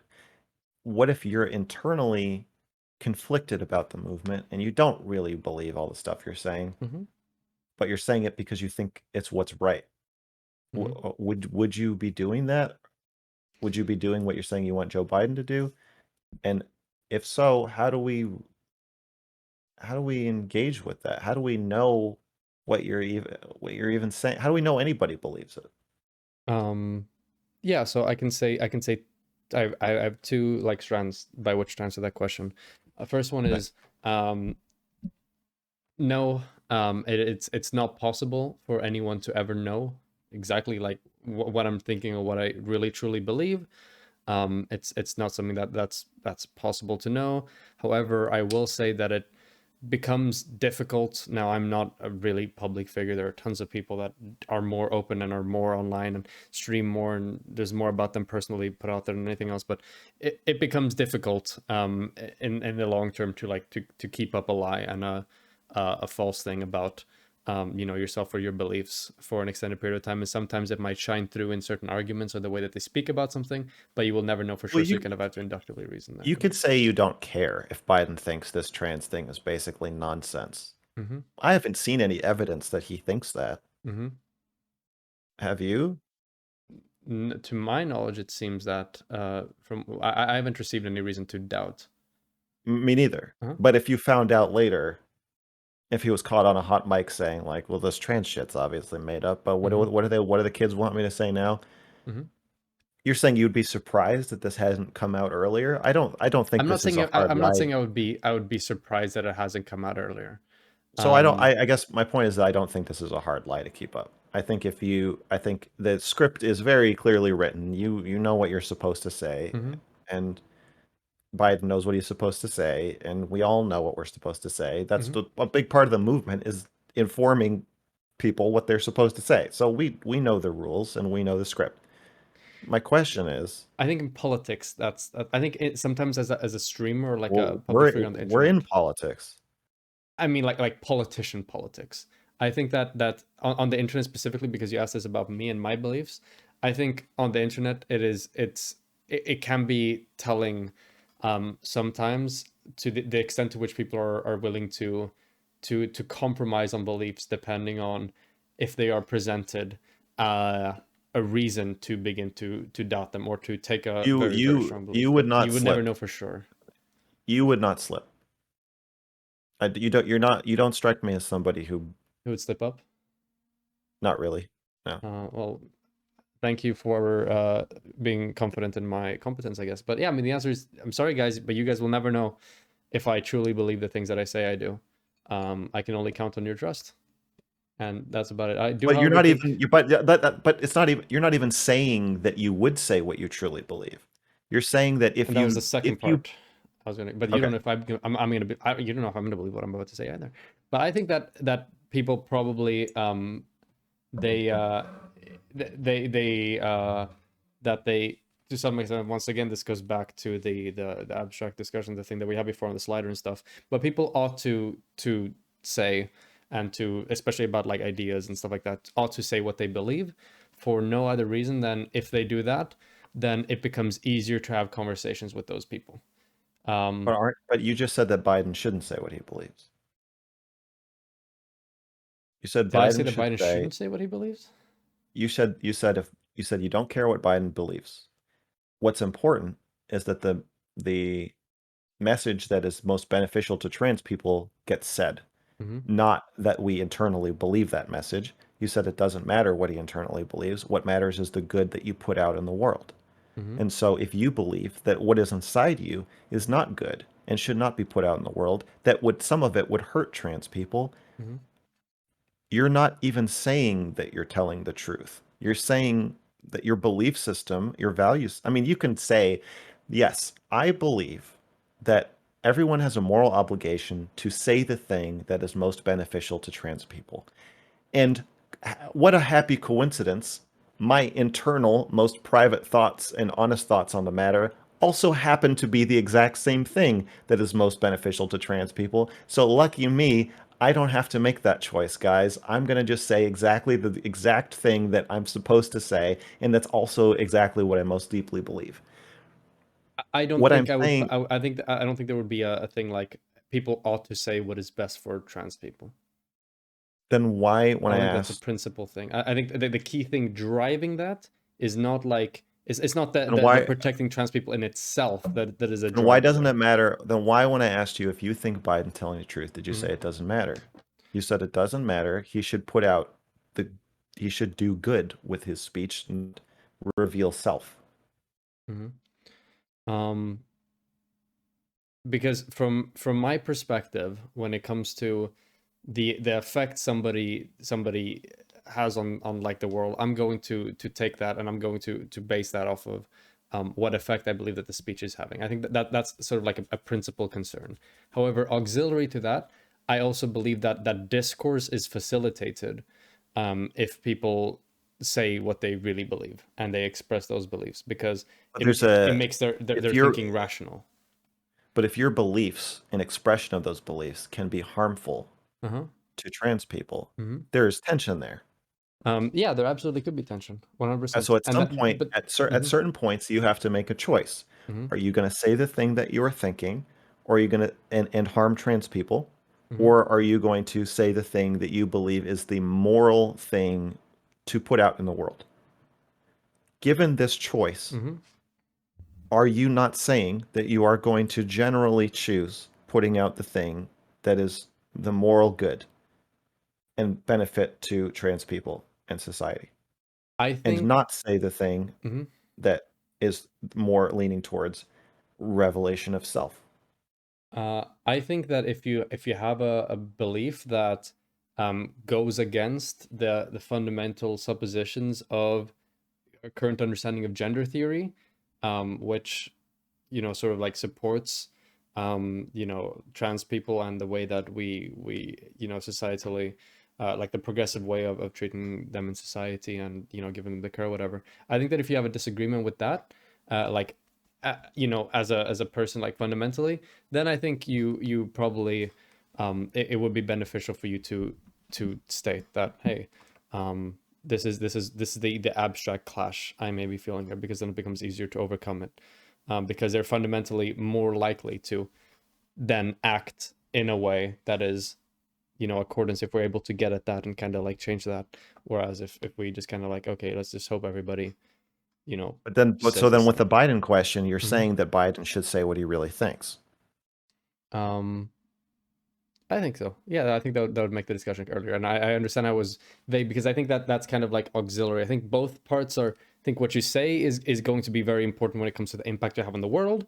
And then I also believe that the the way you communicate in relation to what you believe in is going to make discussion with you easier. But in the situation of Joe Biden, who is like the president of the United States of America, I think that the positives of that, like positive advocacy, is probably going to be is going to rank more important to me than Okay, the other side of things. But so for me, you think I should keep saying what I believe, yeah, I think you ought to say even what you if it believe. hurts, even if it hurts And now we get back to the people. thing before, the kind of like the spectrum thing. So I disagree with the like the misgendering and the dead naming thing, but I think it's I think you have like a you absolutely like have a right, and you ought to say like, hey, this is the abstract ideas that I have, and this is how they clash with these other like the kind of the concepts of gender that we have right now, and like the progressive frame of society. Yeah.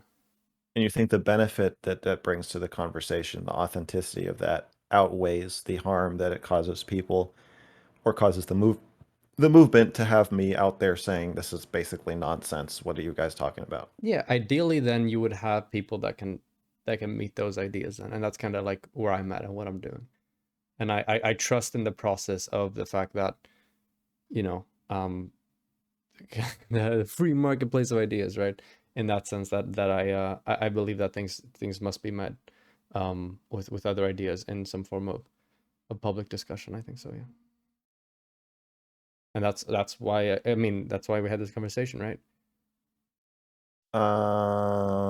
I Partly. guess I do think that your your goal is to change people's ideas, to challenge their ideas and make their ideas more like your own. Hmm. And my that's not and that is not my goal. Yeah. Then I do you believe the world would be a better place if people believe like what you believe? No, I think we need people. I think the world's a better place with me believing what I believe and with you believing what you believe. I think if we all believe the same thing, we would be in a lot of trouble. You think so? I think that would be the solution to basically all of our problems if we all agreed. But that's the issue is that we don't all agree. I That's the don't. bridge that needs to be. Okay. I think we need conflict. Okay. I think some degree of conflict is cool. Like I would I don't want to, ask someone to play foosball and then they're like, I'm sorry, buddy. You know what? I think we agree that you would win. Like, I'd obviously like want to play with them and have some sort of a competition. That's a bit of a silly example, but I think on the important things, it would probably be nice if we all agreed on, for instance, the existence of climate change. If we all agreed on, for instance, like basic civil rights, on the right to abortion, on, the fact that poor people maybe shouldn't starve and die, stuff like this. I think the world would probably be a better place if we all had some agreement there. Yeah.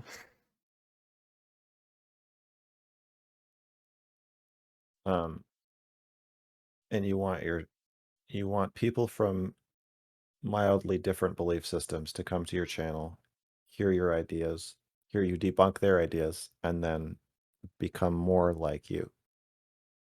Um, I mean, from my perspective and from my moral philosophy, then I mean, yeah, that would probably be a beneficial outcome because if I wouldn't hold the ideas that I hold if I don't think that they would be good ideas that more people should hold.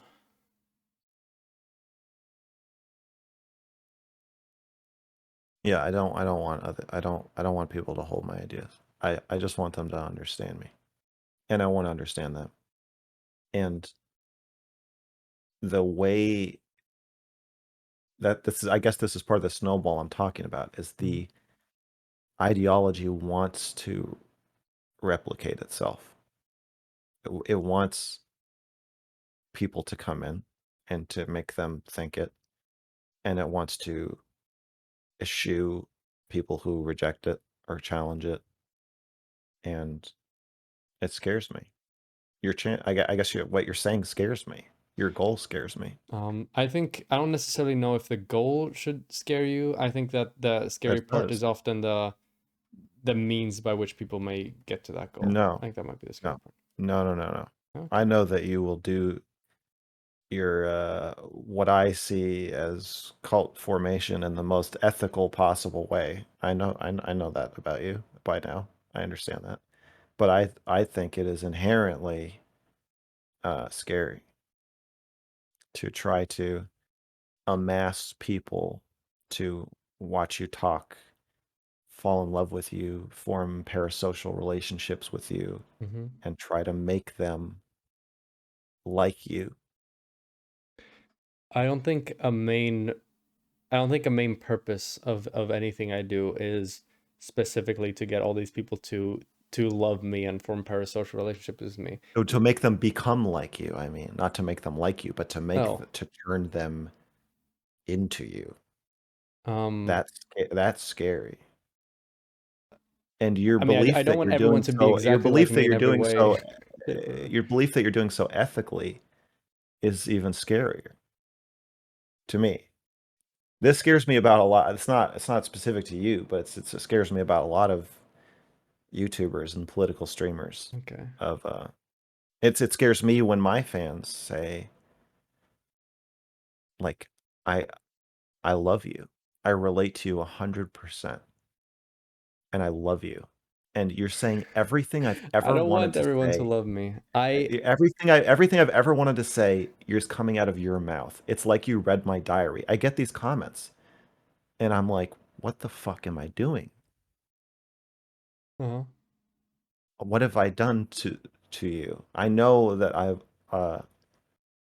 that it weighs on me, and it feels It scares me that it doesn't scare And you. I It think scares no. me. What you just said, those comments, I think those comments are pretty scary because fundamentally, Yeah, what I try to do, and obviously, I mean, I'm not hyper competent. I wish I was able to do this properly.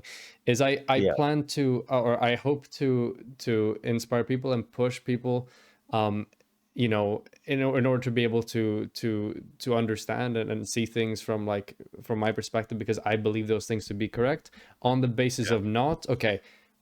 Rose said this, therefore I must say it too. And because Rose said it, I can turn off my brain and just listen to what he says and just go forth from there.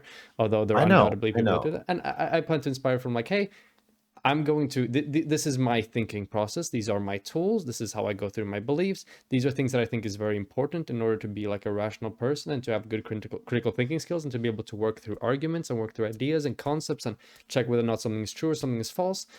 I And, know. You're and doing it in the most ethical way possible. I understand that.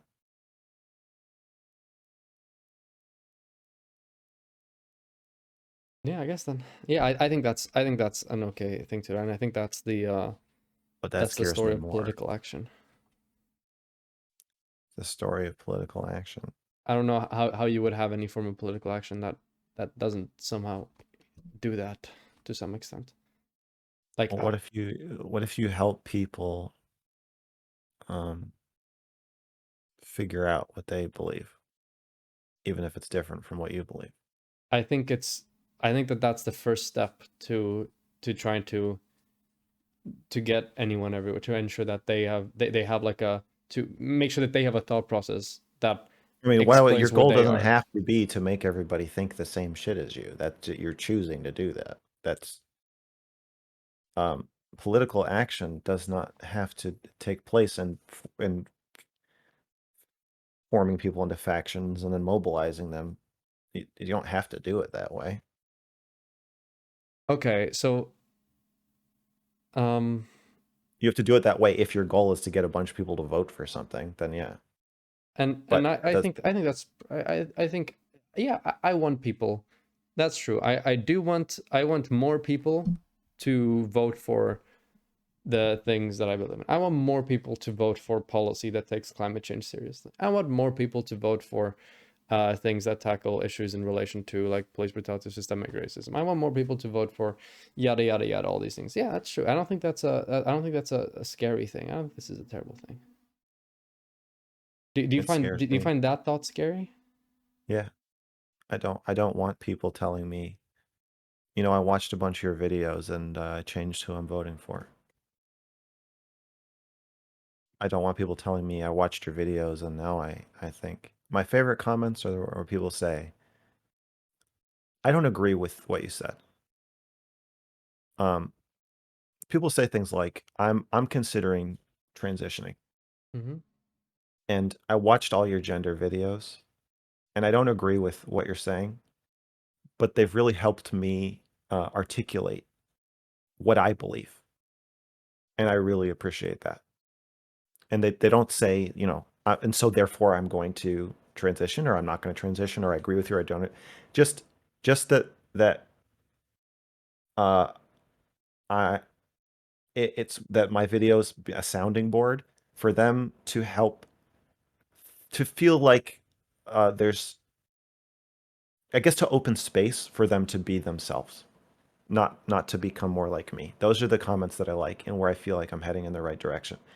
The comments where people say, "Oh shit, I didn't realize this. Fuck, you're completely right. I used to love this thing, now I hate it." Or I used to think this was stupid, now I think it's great. That scares me. That makes me think I'm brainwashing people. I'm not helping people. Is I'm not all helping form of them. education brainwashing? Do you believe? No, but my channel is not educational and I don't think yours is either. Okay, so why don't you think That's education not is what we're doing. brainwashing? What did you say? Why don't you think education is brainwashing? Um, You're telling people what to believe about our universe, about the stars, about the planets, about periodic table of elements, about um like how like voting works, how government works, how because as far as we know, those things are we're teaching people what is true. Uh-huh. not what is right, and not what they should want, not what they should feel and believe. That's the political.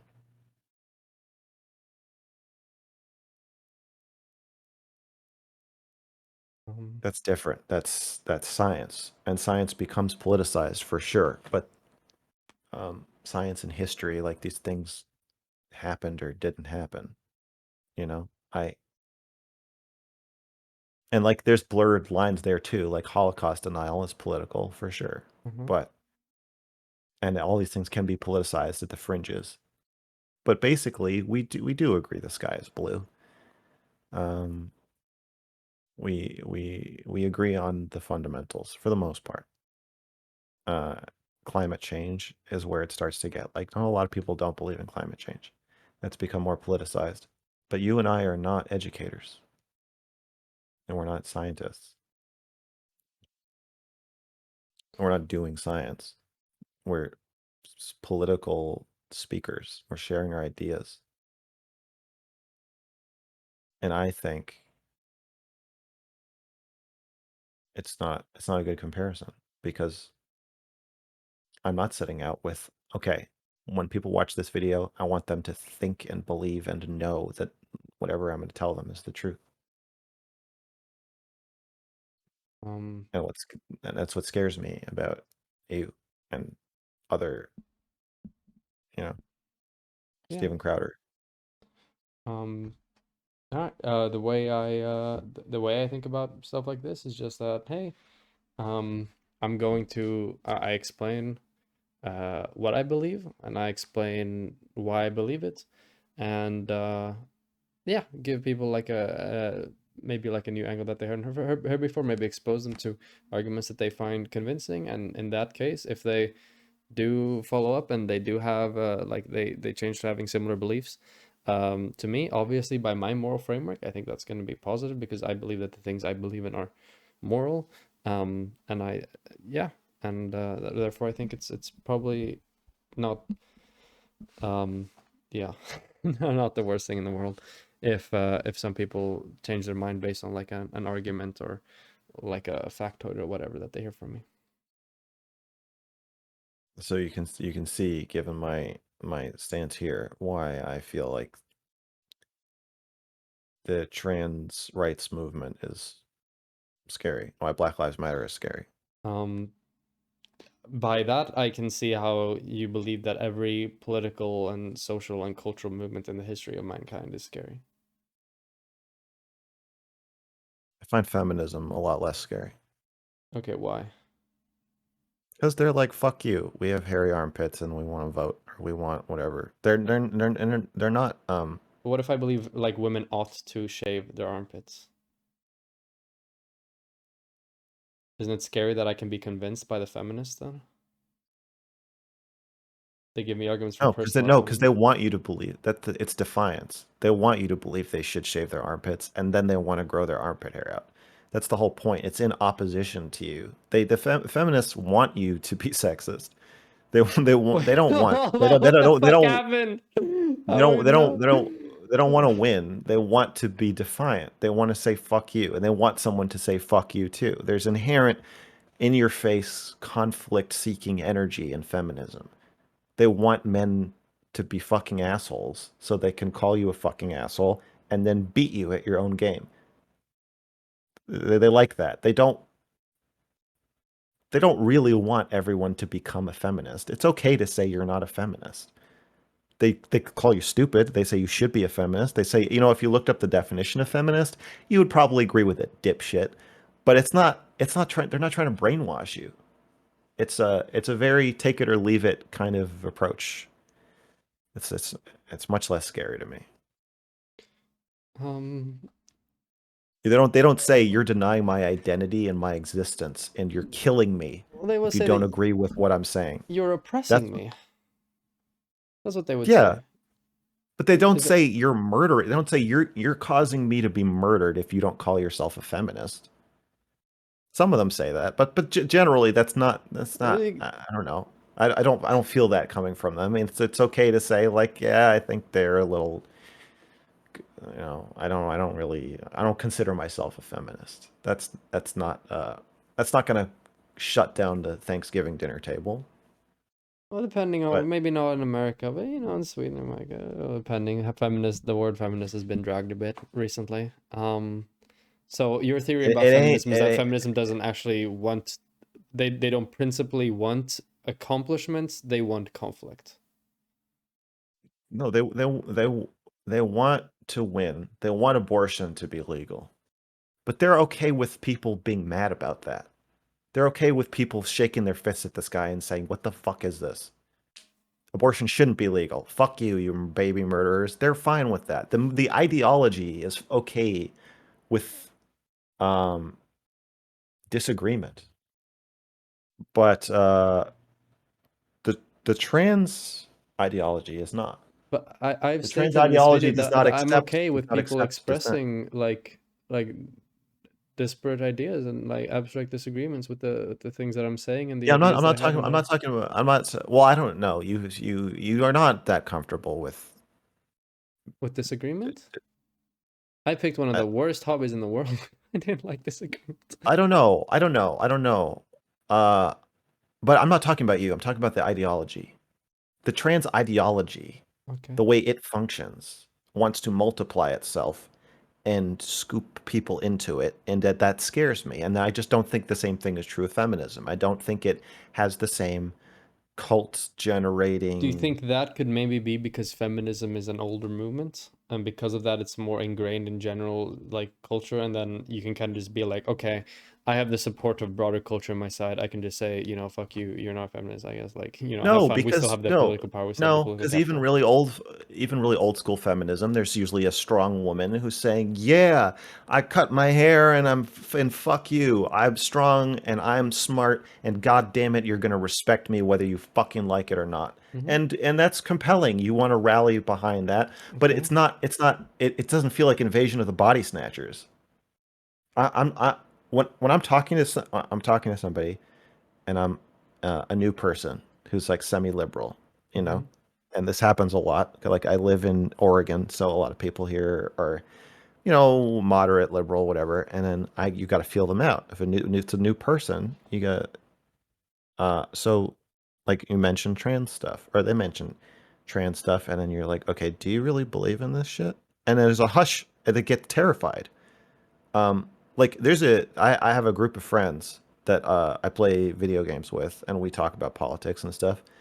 Um, and when I first brought up gender, everybody was totally silent.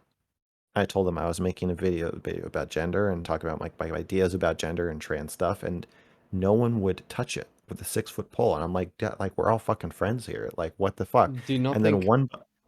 one by one, they're Mhm. like, okay, I agree with you, but this is the only place I can talk about this. And if it gets out that I talked to you about this in this way, I could lose my job. Um, They're terrified. Everyone is terrified. I guess it's. And that doesn't happen with feminism. You don't have conversations where I'm like, so are are you a feminist? And it's like we're in fucking Nazi Germany, like fucking like no, it doesn't feel the same. It's scary. It's scary. I think it depends on where you are. I think it really significantly does. I think it's entirely possible to Okay, have those types of. that's fine. You can say that, but this is my experience. Okay. My personal experience is that I have to tell people I'm in a secret club and show them my special tattoo of like, I think the trans stuff is nonsense, and then see if they have the tattoo, and then they breathe a sigh of relief, and it's scary. Um, well, do you think the reason why you might believe that is because you're on the other end of it? I'm not. I'm talking about a group of people who all agree with each other. I'm talking about a group of basically 100% ideologically aligned people Mm-hmm. who have known each other. I think it took a year, maybe 6 months Yeah, well, but to I cross don't this mean bridge. with each other. There's I mean no on the other other side of the political movement, topic on the other like side of the that. movement this time. That's what I mean. There's but Do you understand what I'm saying? There's no other topic like that where a group of people who all agree about it would be scared to tell each other that they all agree about it. Unless there were pedophiles. That is the only other topic. I could imagine my friend group, as long as we've been playing video games since the beginning of the pandemic, Uh-huh. I can imagine if we were all pedophiles, it might have taken us a while to get around to acknowledging that. Uh-huh. That's fucking weird. It's weird. It is. It makes me uneasy.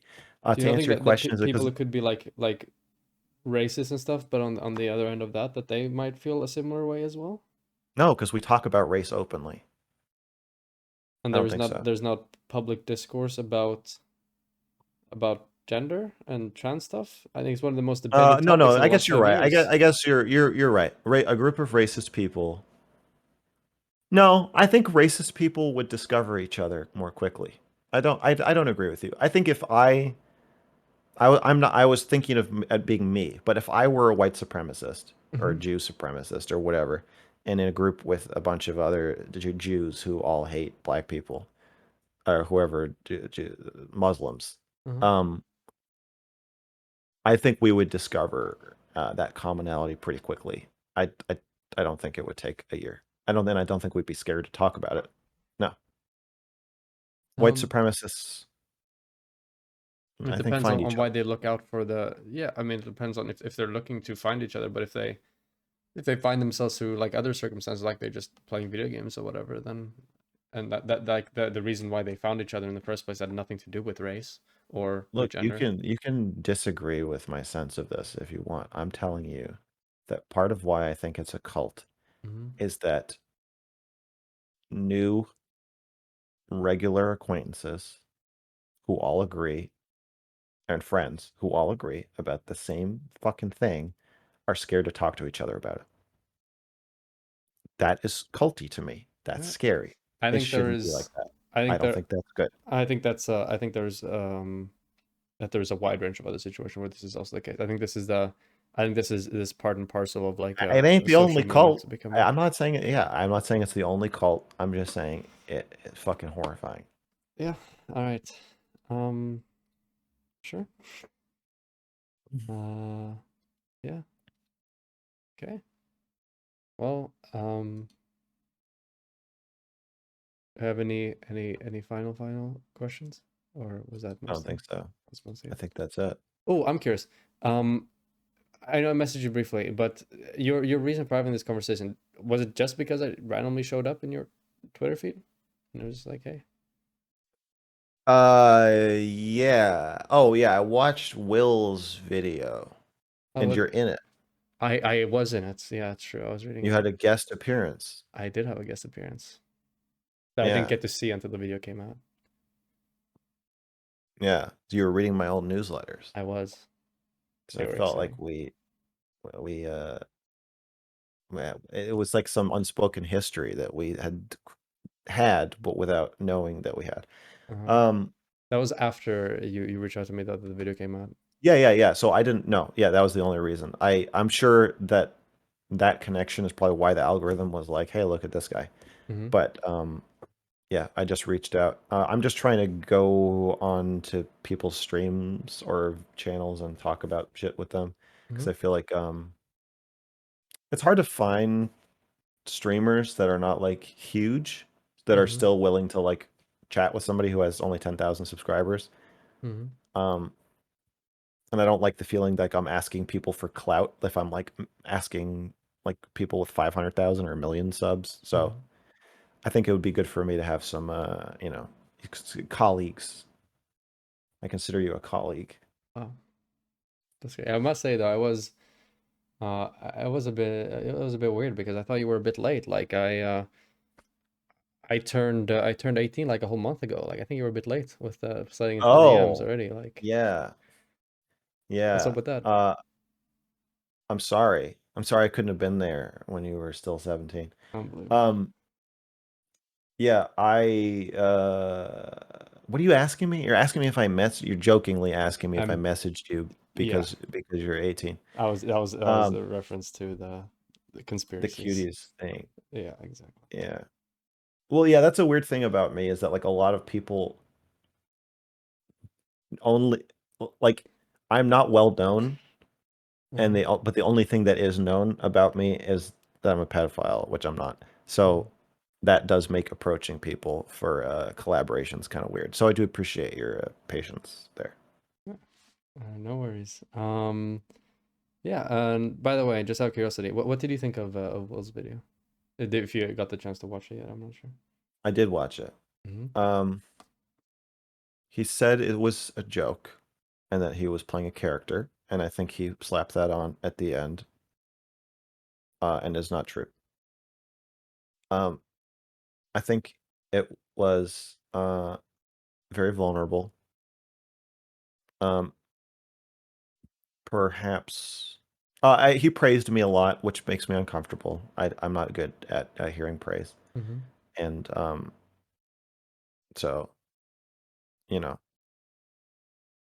it's nice to be understood to some degree, and um, no, I think pretty well understood and praised and stuff. So that was nice, but also, um, as I said, like I get scared about people liking me too much or liking my ideas too much or agreeing with them too much. So you know, had mixed feelings. Mixed feelings.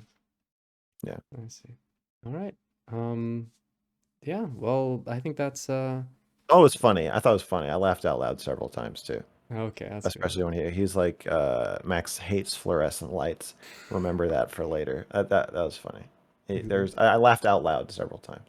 Okay, that's good. That's good. Yeah, there's a fair bit of comedic things in there. And by the way, if you still haven't watched, go check out Will Allen YouTube channel, video, MrGirl, an uncomfortably honest review. I wonder where that title, is based on. Hmm. Yeah, And yeah, there's that. That's a cool video. But besides that, I think that's pretty much it, right? yeah, I think so. All right. I appreciate the time and the hospitality. Yeah, it was a fun conversation. Times a bit frustrating, but overall, I enjoyed it.